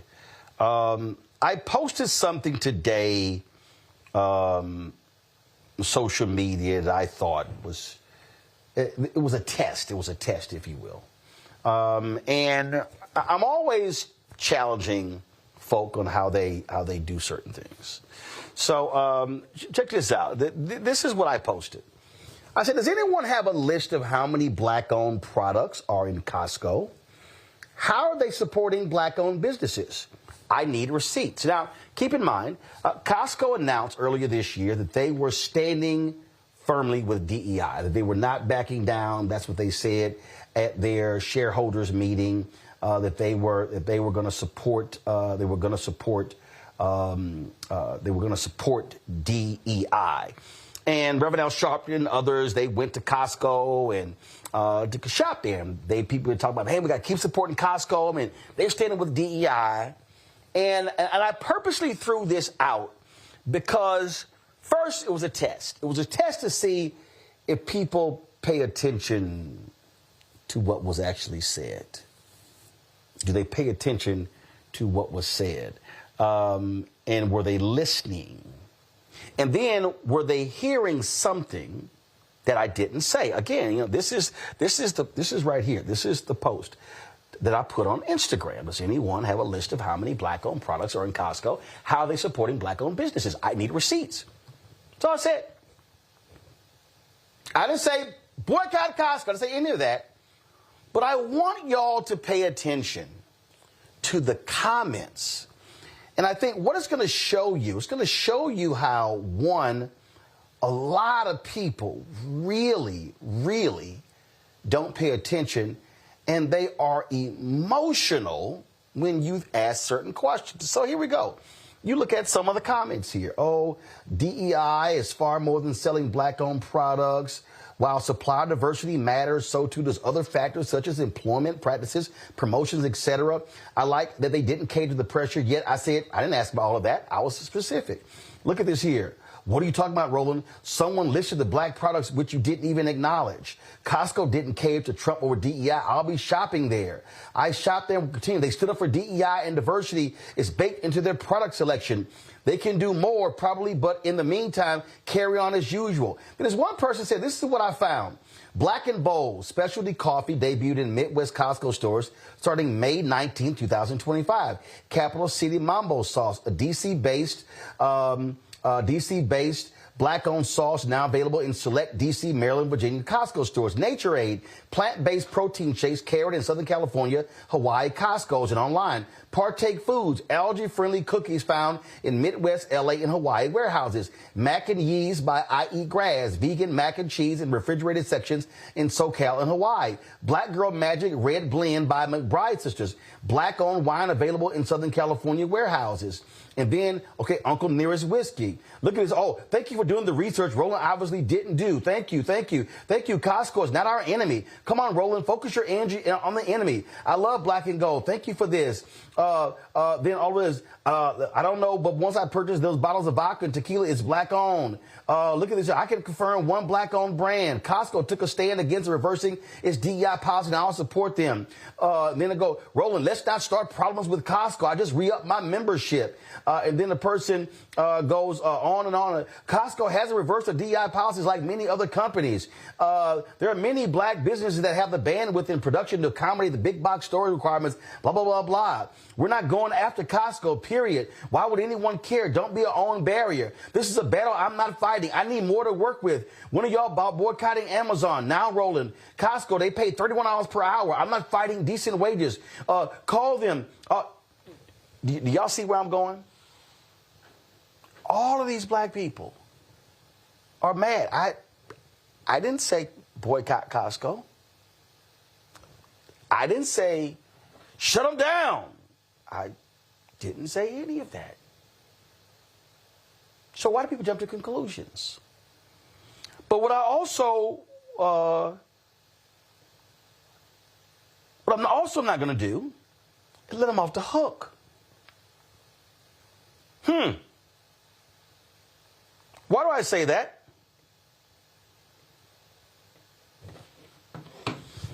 The sister named 6 companies. I'm sorry. Am I supposed to be excited that folks only name 7 Black-owned products? We're talking Costco, massive stores. And we are excited because there are only 6, 7 Black-owned products. See, y'all, this is one of the greatest mistakes that I think that we make. And one of those mistakes is that we accept crumbs and we think it's a meal. Y'all have heard me say this numerous times on this show. There's a certain scene from the movie Malcolm X that I love. This is that scene. All right, break it up. You got what you wanted. No, I'm not satisfied. All right, break it up. You got what you wanted. No, I'm not satisfied. All right, break it up. You got what you wanted. No, I'm not satisfied. See, I'm not satisfied with 6 or 7 companies. I'm not. Do I have a Costco card? Yes. Do I love the fact that Costco said, no, we're not going to go against DEI? Absolutely. But I don't just give up by saying, okay, well, you know what? They're doing good over here. And you know what? They got, they're hiring people. That's all great. But also, I want to see Black-owned businesses build capacity, be able to grow. See, we have got to get out of this silly mindset of being satisfied with, oh, no. They released a statement that they stand with diversity. Prove it. None of us should be excited or satisfied with 6 or 7. See, this is my problem. The fact I sat here and raised this question, and all these people, boy, they just thought, oh my God. Y'all, go to Instagram, see the comments. Oh, it was like, how dare I? Roland, they're great. They're wonderful. They're doing. I want to see black-owned canned good companies become a $100, $200 million a year corporation. We just had the toilet paper company. Y'all know. I'm going to show y'all right now. See, this is what y'all got to understand. See, I'm not playing these games. There's a reason we have shopblackstarnetwork.com. We go right here. We got, see, Gym Wraps, Leafy Products, John Towns Barbecue, Fashion Fair, In Booze, Cologne Butter, HBCU Legacy Fashion, Kavan Foods, Ezra Coffee, Renegade Golf Company, Bitoy Sweet Treats. Okay? I want to see these companies grow to be $100, $200, $500 million, billion-dollar companies. Because you know what that means? They're going to be hiring people. They're going to have black CEOs and CEOs and COOs and CFOs and CTOs and vice presidents and executive vice presidents and directors and on and on and on. But what does it tell you that by me simply asking the question, that black folks immediately, how dare you? We can't be doing this. We can't. Roland, what's wrong with you? You can't. Don't be doing that. Why are you doing that? What's wrong with you? And see, somebody just said the good company is a black-owned canned food company, but they refuse to leave Target, and they shouldn't. Y'all, do y'all understand why the Target boycott is there?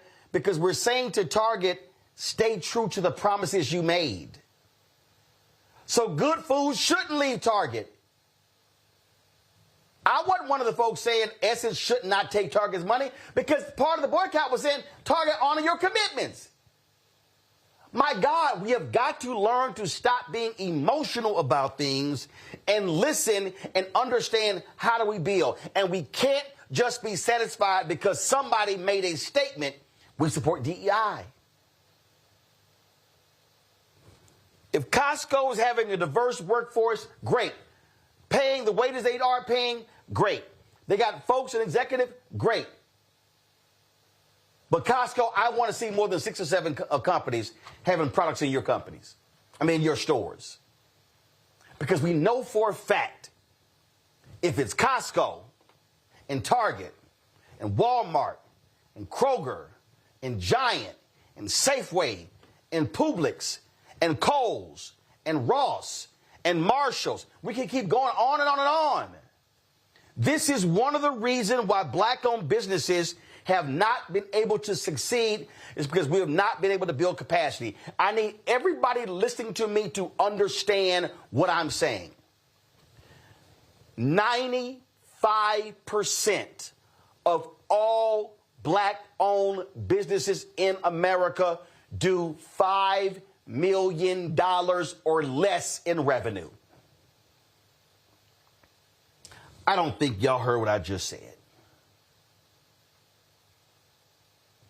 95% of all black-owned businesses in the United States do $5 million or less in revenue.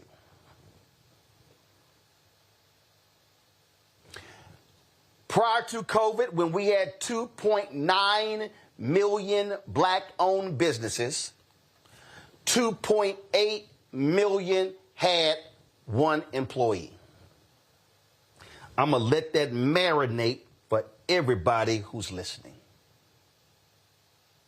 2.9 million black-owned businesses and 2.8 million had just 1 employee. That means of the nearly 3 million black-owned businesses in America, 100,000 of them had more than 1 employee. So when we are just satisfied with statements, then I'm sorry, what are we losing? What are we missing here? I'm confused. What exactly are we missing here? And, yo, the comments are the comments. Yo, look at this here. This is a battle I'm not fighting. I need more to work with. I didn't say fight a battle. Now, Roland, look, call them. Oh, my God, y'all won't be happy until we're making all of our products by hand at home. I'm supporting Costco because they didn't listen to the 47th president and cut DEI, plus they pay their workers a living wage. I feel like you're posting this to be messy and divisive. Stop looking for problems. We already have enough of them.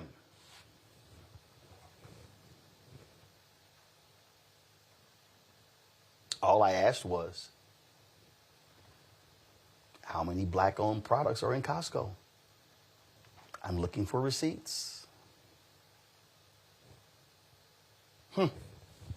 When I sit here and go here, look at this here. Why? Nah, bruh, Costco is cool. They hire a lot of black people and pay fair wages.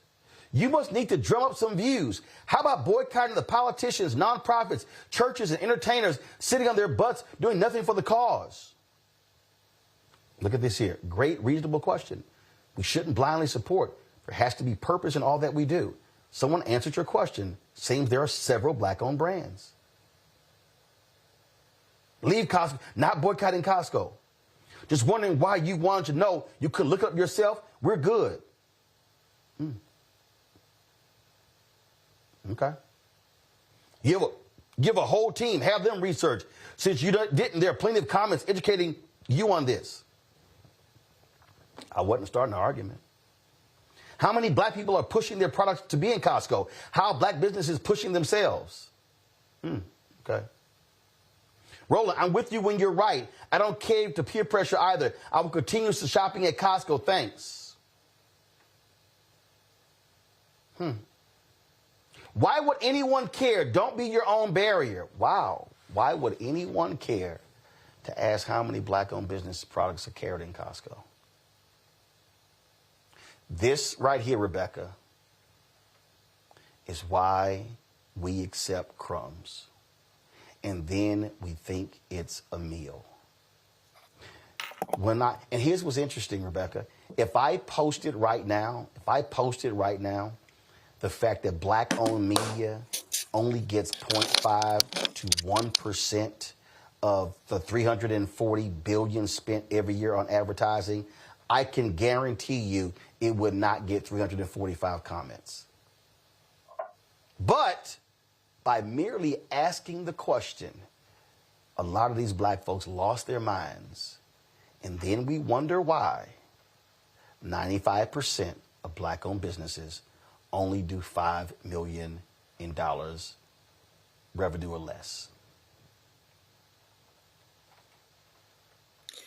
Roland, I'm afraid Rebecca? Many people in our community have lost the plot. So I'll use an example this way. So if I'm in elementary school and I'm on the playground and a bully comes up to me and starts to beat me up, if one of my friends is watching this happens and says to me, "Oh, don't beat up Rebecca," unless that person is willing to actually jump in the fight with me, them telling the bully not to beat me up is not going to stop me from getting my behind beat, right? And so the plot here that people have lost is that we are in a fight against an administration, against a United States federal government that's looking to figure out ways to increase the racial gap with Black Americans in this country, which are looking to, which isn't doing anything as Black unemployment rates are going up. This administration is intentionally cutting jobs that Black people over-index in the federal government. So now there's a fight against Black people, against Black economics in this country. And it's not good enough just to say, hey, well, we support Black folks, we support your economics, but actually do something. It's the reason why groups like Color of Change exist, where they show up to those boardrooms and they demand these executives to show, hey, put your money where your mouth is. I mean, here's a perfect example. Yesterday, Lupita Nyong'o was on Capitol Hill with Congresswoman Shontel Brown, as well as Senator Angela Alsobrooks, talking about uterine fibroids that impacts black women at a greater rate than anybody else. They're talking about how do you fight for funding for that. This is what we talk about on this show, why these things matter. Congresswoman Shontel Brown joins us right now. In addition to Julian Adams Burt, President of the Georgia State Medical Association and President of Radiant Women's Health. And Congresswoman, this is what I keep trying to get our folks to understand. When we raise these issues in fighting for contracts, in fighting for funding that has a direct impact on black people, we simply can't be satisfied with, well, I mean, there's research dollars going here. No, this is what it means to fight for specific things that impact our people. That's right. That's why representation matters. You know that as well as anyone. When we consider the fact that this impacts 60% of all women, but 80% of black women by the age of 50 will experience uterine fibroids. And I was one of those women. Lupita Nyong'o, she took to the Hill to share her story. It was the first time of her sharing her story publicly. And I think that, to your point, just to add a little bit more to your point, the legislation that I introduced along with the Senate companion, Senator Alsobrooks, is called UFIGHT, Uterine Fibroids Intervention, Gynecological Health and Treatment Act. That's what the UFIGHT stands for. As it currently stands, less than 0.5% of the budget for research goes towards uterine fibroids. Less than 0.5%. When it impacts so many people. And so representation absolutely matters in every aspect of our lives. Whether we're talking about how many products are on the shelves at Costco. If we are a certain percentage of the population, then we should have equal representation in the spaces and places where we are talking about things that impact us. And so it was important to me to introduce some legislation to fight for some research dollars to go towards finding out how we deal with this issue. So many women get impacted. We go to our doctors. Our symptoms are often dismissed, minimized, cavalierly, just, this is just a part of life. And one of the things I think that was so salient that Lupita said is that from a very, very early age, especially those of us who consider ourselves, active in the church community, we learn from the days of Adam and Eve that women are supposed to suffer, that pain is a part of our life. But so we push through. But the more conversations you start to have, just because something is common doesn't mean that it's normal. Just because this thing is a thing and it's prevalent doesn't mean that we should accept it as our fate, our destiny, or the reality that we live with every day. When we have an opportunity by being in this space as Black women who are represented more now than ever to uplift something, then we're going to use our positions to elevate these issues so that we can start to call them to attention so that we can get the funding that we need to address them. So it was a very impactful day on the Hill yesterday with alongside Congresswoman Yvette Clarke, the chairwoman of the CBC, and representative of the People's Republic of Brooklyn. We also had Robin Kelly, Bonnie Watson Coleman, my colleagues in the House who have made it a point to form a caucus that focuses on Black women and Black girls issues. And then we also were joined by the two sister senators who, first time two Black women in the history of this country are simultaneously representing the Senate. And so that gives us an ability to do exactly what you're talking about, to represent. We've made progress from the last time Yvette and I introduced this legislation last year, but this year we have a Senate companion. So we're continuing to push a little bit more and a little bit more. We currently have 36 sponsors, but I know and many of your informed viewers and followers know that the magic number is 218. It's 218 that we have to get this out of the House, and now we've got companion legislation at the Senate side. So we need 51 over there. So we need people like Lupita to elevate the conversation and amplify it so that more people are aware. And I can't tell you how many people have just expressed their gratitude and how much attention it has garnered by having an award-winning, an Academy Award-winning actress and a New York Times best-selling author express her sentiments around the importance of this issue and how we need to start making more investments to deal with something that we have been suffering through silently for far too long.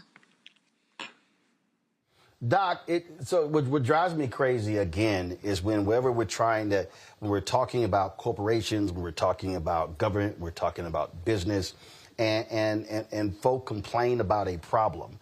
I'm always like, okay, we're asking the wrong question.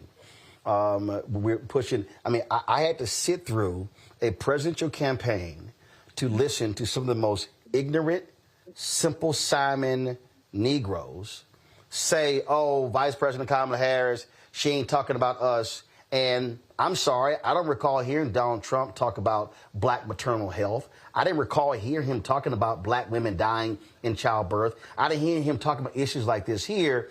And yet folk focus on other things. And so when I talk about what I was just dealing with Costco, we get excited about a statement, but we don't get excited about focus on, no, what are the results?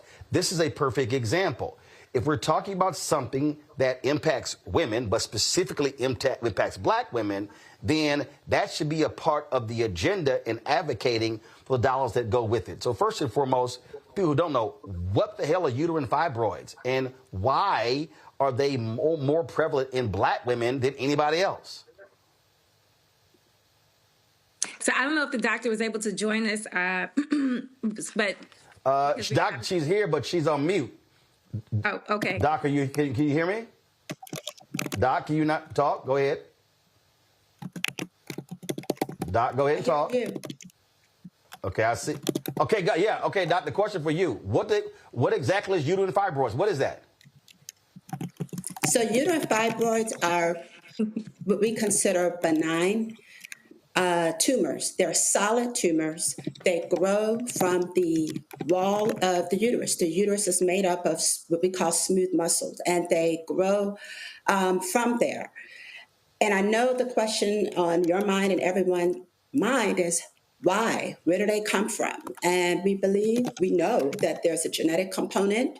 There could be an environmental component, hereditary component to fibroids, but we just haven't quite figured out, put our finger on the pulse of why some women have them, why black women have them more. There's plenty of theories, and we need to look at the risk factors. We may not know where they come from, but we know some of the things that can decrease the fibroids, and we know that hormones make them grow. So folks who grow up with a high meat diet, especially red meat, folks who may use certain chemicals, there are some studies around chemicals that may increase the risk. Think about our environment, what we're exposed to, the products that we use.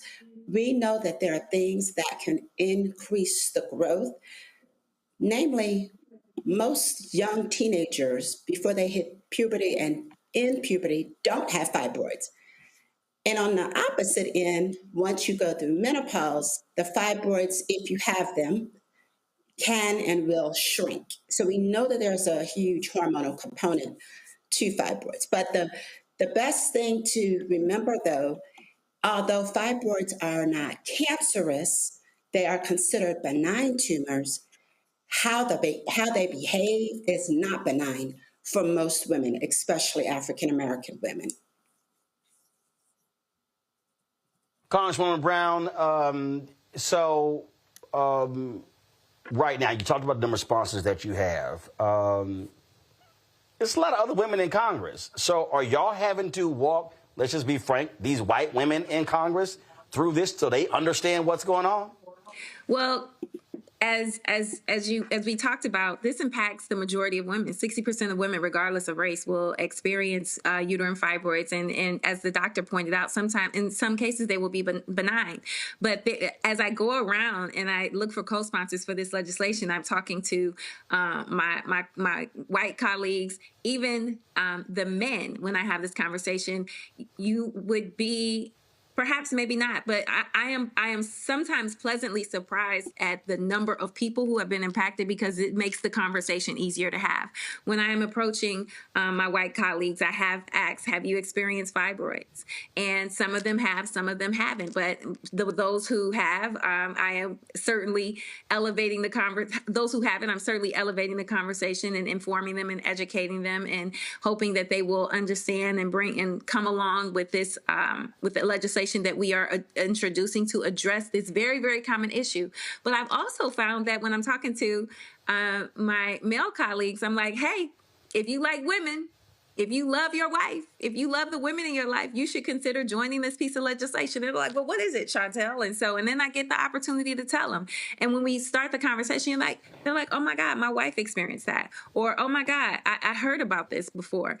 And so now we're normalizing the conversation. More people are becoming increasingly aware. And it's something that should not be a partisan issue. It is something that impacts so many. And that is probably the most frustrating part, Roland, is that the number of people that are impacted is so common, but the amount of research, the amount of knowledge associated with something that is happening so frequently is so far. As the doctor pointed out, we know what they are, but we don't know why they are more prevalent in Black women.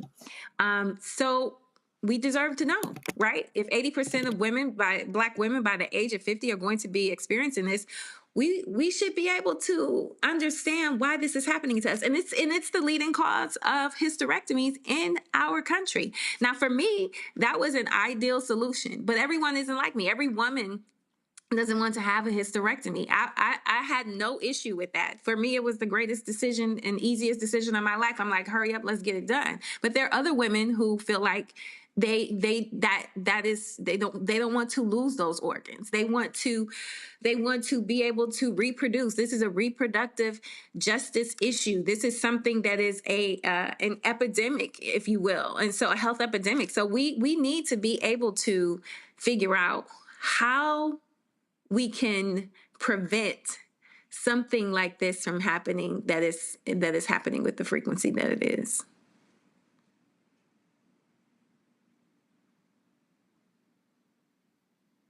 All right, last question for you. No, you got to go, I know. Last question for you, Congresswoman Brown. What do you want the public to do? What do you want them to do? Thank you for giving the call to action. So what I want the people to do, we're introducing this legislation. My legislation, the You Fight Act, is really, really simple. It's the You Fight. You fight. You remember, you fight. Tell your member of Congress to join and be a co-sponsor to this legislation. The more co-sponsors we have, the easier this will become to get across the finish line. So please, please, please, whether it is, if you are social media, I see you got a lot of activity.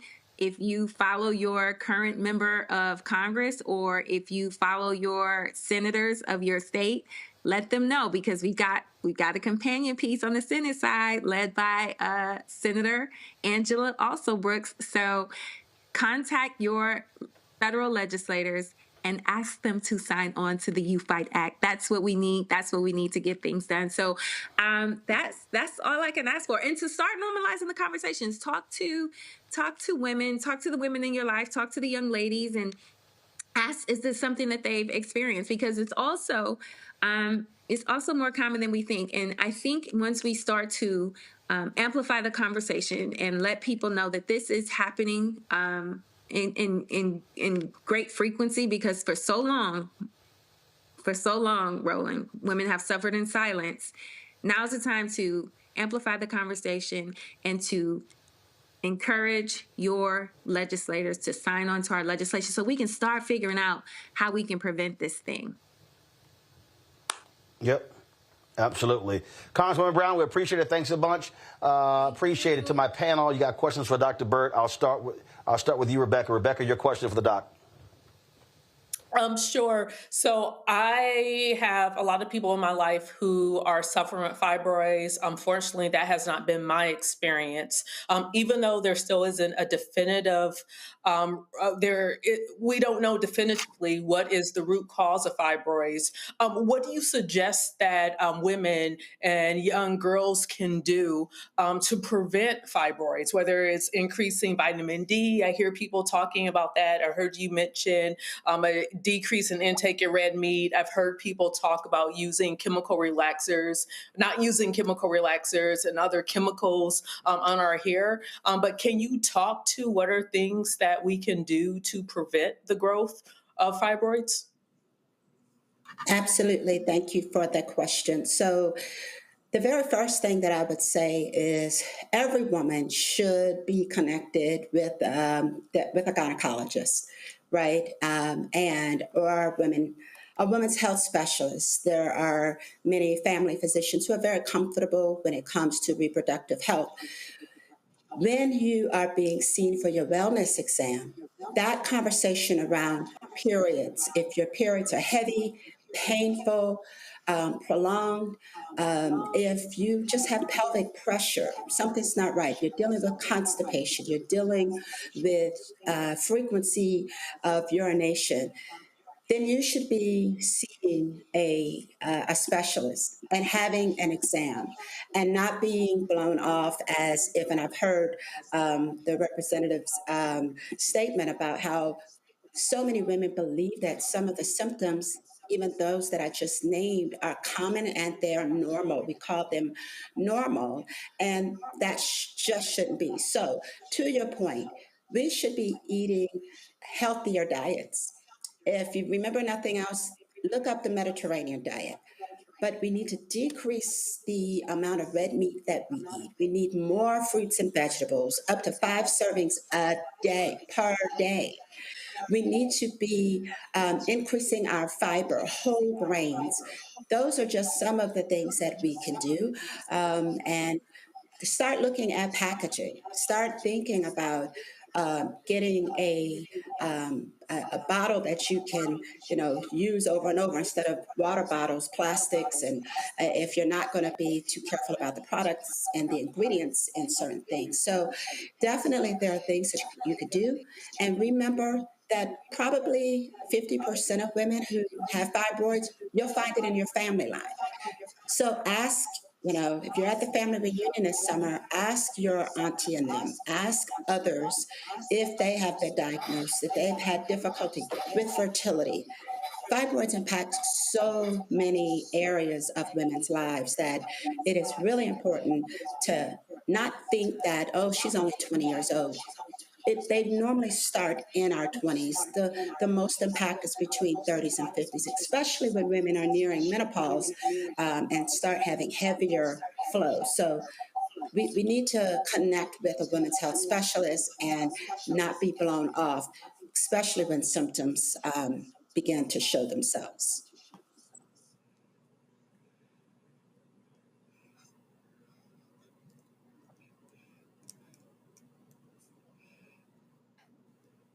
Roland, I have a question. You had a question? So one of the questions I have for you is like, what is heavy? Because I think, just to break it down for our audience, what would you describe as a period that is so heavy that you need to call your doctor? Great question. So first of all, I always tease with my patients, every woman does not read the textbook. So what we've learned and what people experience can be slightly different, but the average woman, her period should come every 28 days. And we always say plus or minus 7 days. So as frequently as 21 could be normal, unless that's a change for you. If you've always been every 28 days, and now you're having oftentimes twice a month periods, they're not coming every 21 days, that should be a red flag. They could be as far off as every 35 days. The heaviness of the period, if you're having to change your sanitary products every hour.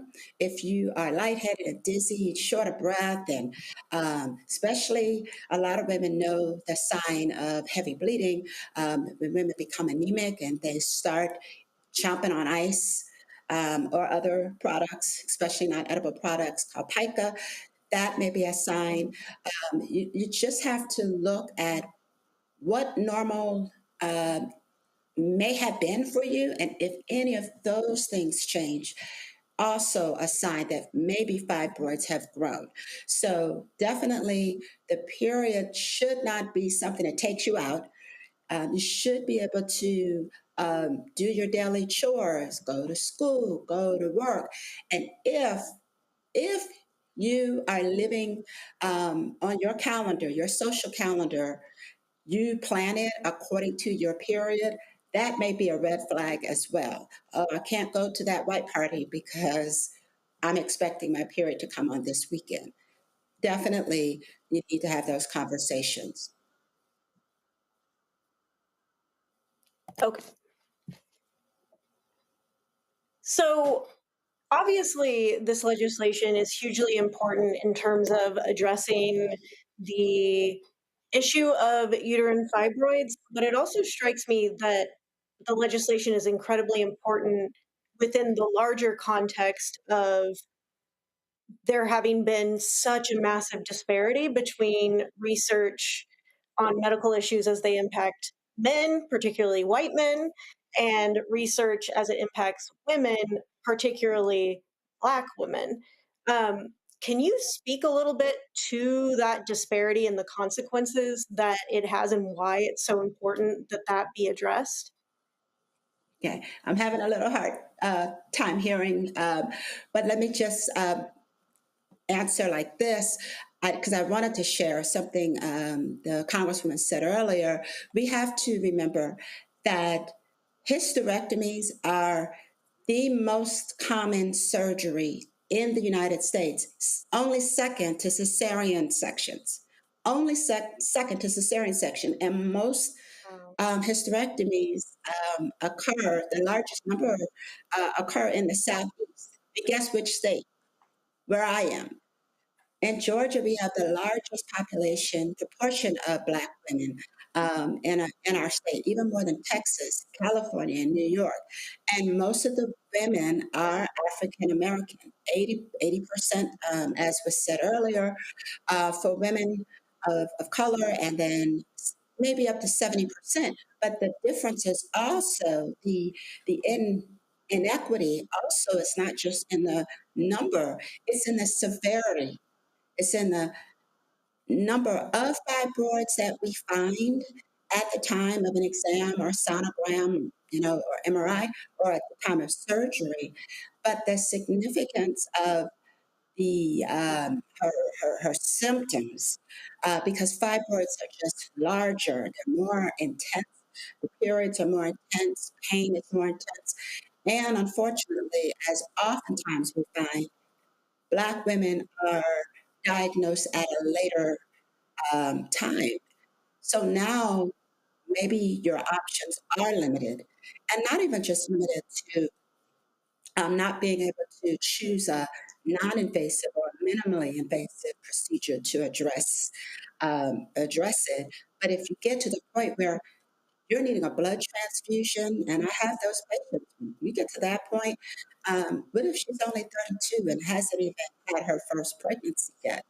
And now someone is telling you, ma'am, you may need to really consider a hysterectomy. So those inequities exist, and hopefully not just what is being done legislatively, but this message and the time we're taking here to discuss it will awaken patients, and it would also awaken those of us in the medical field to consider these other things and consider them that they may occur earlier in African American women. All right, then. Well, Doc, we certainly appreciate it. Thank you so very much. Thanks for joining us. All right, folks. So just so everybody knows what happened here. So a massive storm that could be generating up to 55-mile-an-hour winds is moving through Washington, D.C. and it's actually moved through where I am first, and so it knocked out the power. And so that's one of the reasons why you see we lost power there. Well, the panelists couldn't hear me. That's why everything got lost. We had to reset everything. And so I want the folks in the studio control room to be safe. We're going to go and end the show here. We're past our time. But let me thank Kendall. Let me thank Rebecca. Let me thank Joe for being on today's panel. We certainly appreciate it. Thank you so very much. Folks, it's a lot that we cover. And again, that conversation right there, Lapita posted that. Some other people posted. But the reality is, guess what? You're not going to have MSNBC, CNN, Fox, ABC, these networks talking about uterine fibroids and its impact on black women. It just ain't going to happen. So this is why you need to have black-owned media having these conversations. So your support is critical to do that. So please join us, join others, the 36,000 people who have joined us as donors since we launched this show September 4th, 2018. So please, if you want to contribute to us via PayPal, via Cash App, utilize the Stripe QR code. You see it right here. This is the Stripe QR code. Click the Cash App Pay button to contribute. You can use that QR code for credit cards as well. Checks and money orders make them payable to Roland Martin Unfiltered, mailed to P.O. Box 57196, Washington, D.C. 20037-0196. PayPal is R Martin Unfiltered, Venmo RM Unfiltered, Zelle, Roland at RolandSMartin.com, Roland at RolandMartinUnfiltered.com. Download the Black Star Network app, Apple phone, Android phone, Apple TV, Android TV, Roku, Amazon Fire TV, Xbox One, Samsung Smart TV. Be sure to get a copy of my book, White Fear, How the Browning of America is Making White Folks Lose Their Minds. Available bookstores nationwide. Also, get our black-owned products through ShopBlackStarNetwork.com. You see it right here. Right here, when you go to the, nope, guys, wrong one. The products, not those products. I'm going to go to that in a second. If you go to, come back to me. Come on, come back to me. Thank you very much. Come back to me. Thank you very much. So, folks, our featured products, you go to our website, you're going to see all of these products right here. These are black-owned companies. They're products that are on ShopBlackStarNetwork.com. And so yesterday we had Nicole Ari Parker and Boris Kojo on talking about gym wrap. So check that out. Again, Leafy products and all the other ones by going to ShopBlackStarNetwork.com for those black-owned products. If you want to get our T-shirts like the one that I'm wearing, but we have the new one like the one that I have on. We have FAFO Project Crossed Out 2025. And so, again, you can get this T-shirt. So the other one has, again, FAFO Project Crossed Out 2025. That's also at ShopBlackStarNetwork.com, including our other shirts. Don't blame me. I voted for the black woman. And so all the rest of them. Also, we got the shirts also in white. We've got mugs and hoodies and all kind of other items. Again, if you actually go to the website, you're going to see all of our products. Let's see here. Come back to me. You're going to see right here. We've got T-shirts right here. Resist 47.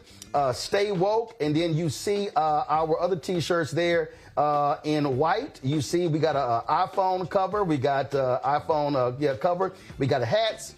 Pillows, mugs as well, all that good stuff right there on ShopBlackStarNetwork.com. And don't forget, download the app Fanbase. If you want to invest in that product, go to startengine.com/Fanbase. Folks, that's it. I'll see you tomorrow right here, Roland Martin Unfiltered on the Black Star Network. Hey, today's Wednesday, Friday. We're going to be live in Philadelphia at the Alpha Convention. We're going to be there, of course, broadcasting live. I'm going to be there speaking with Bishop William Barber at the luncheon, fraternal luncheon, 11:30 to 1. We're broadcasting the show from the convention in Philadelphia. So if y'all in Philly, come hang out with us at the convention. I'll see y'all tomorrow right here. Holla! Time for Truth Talks.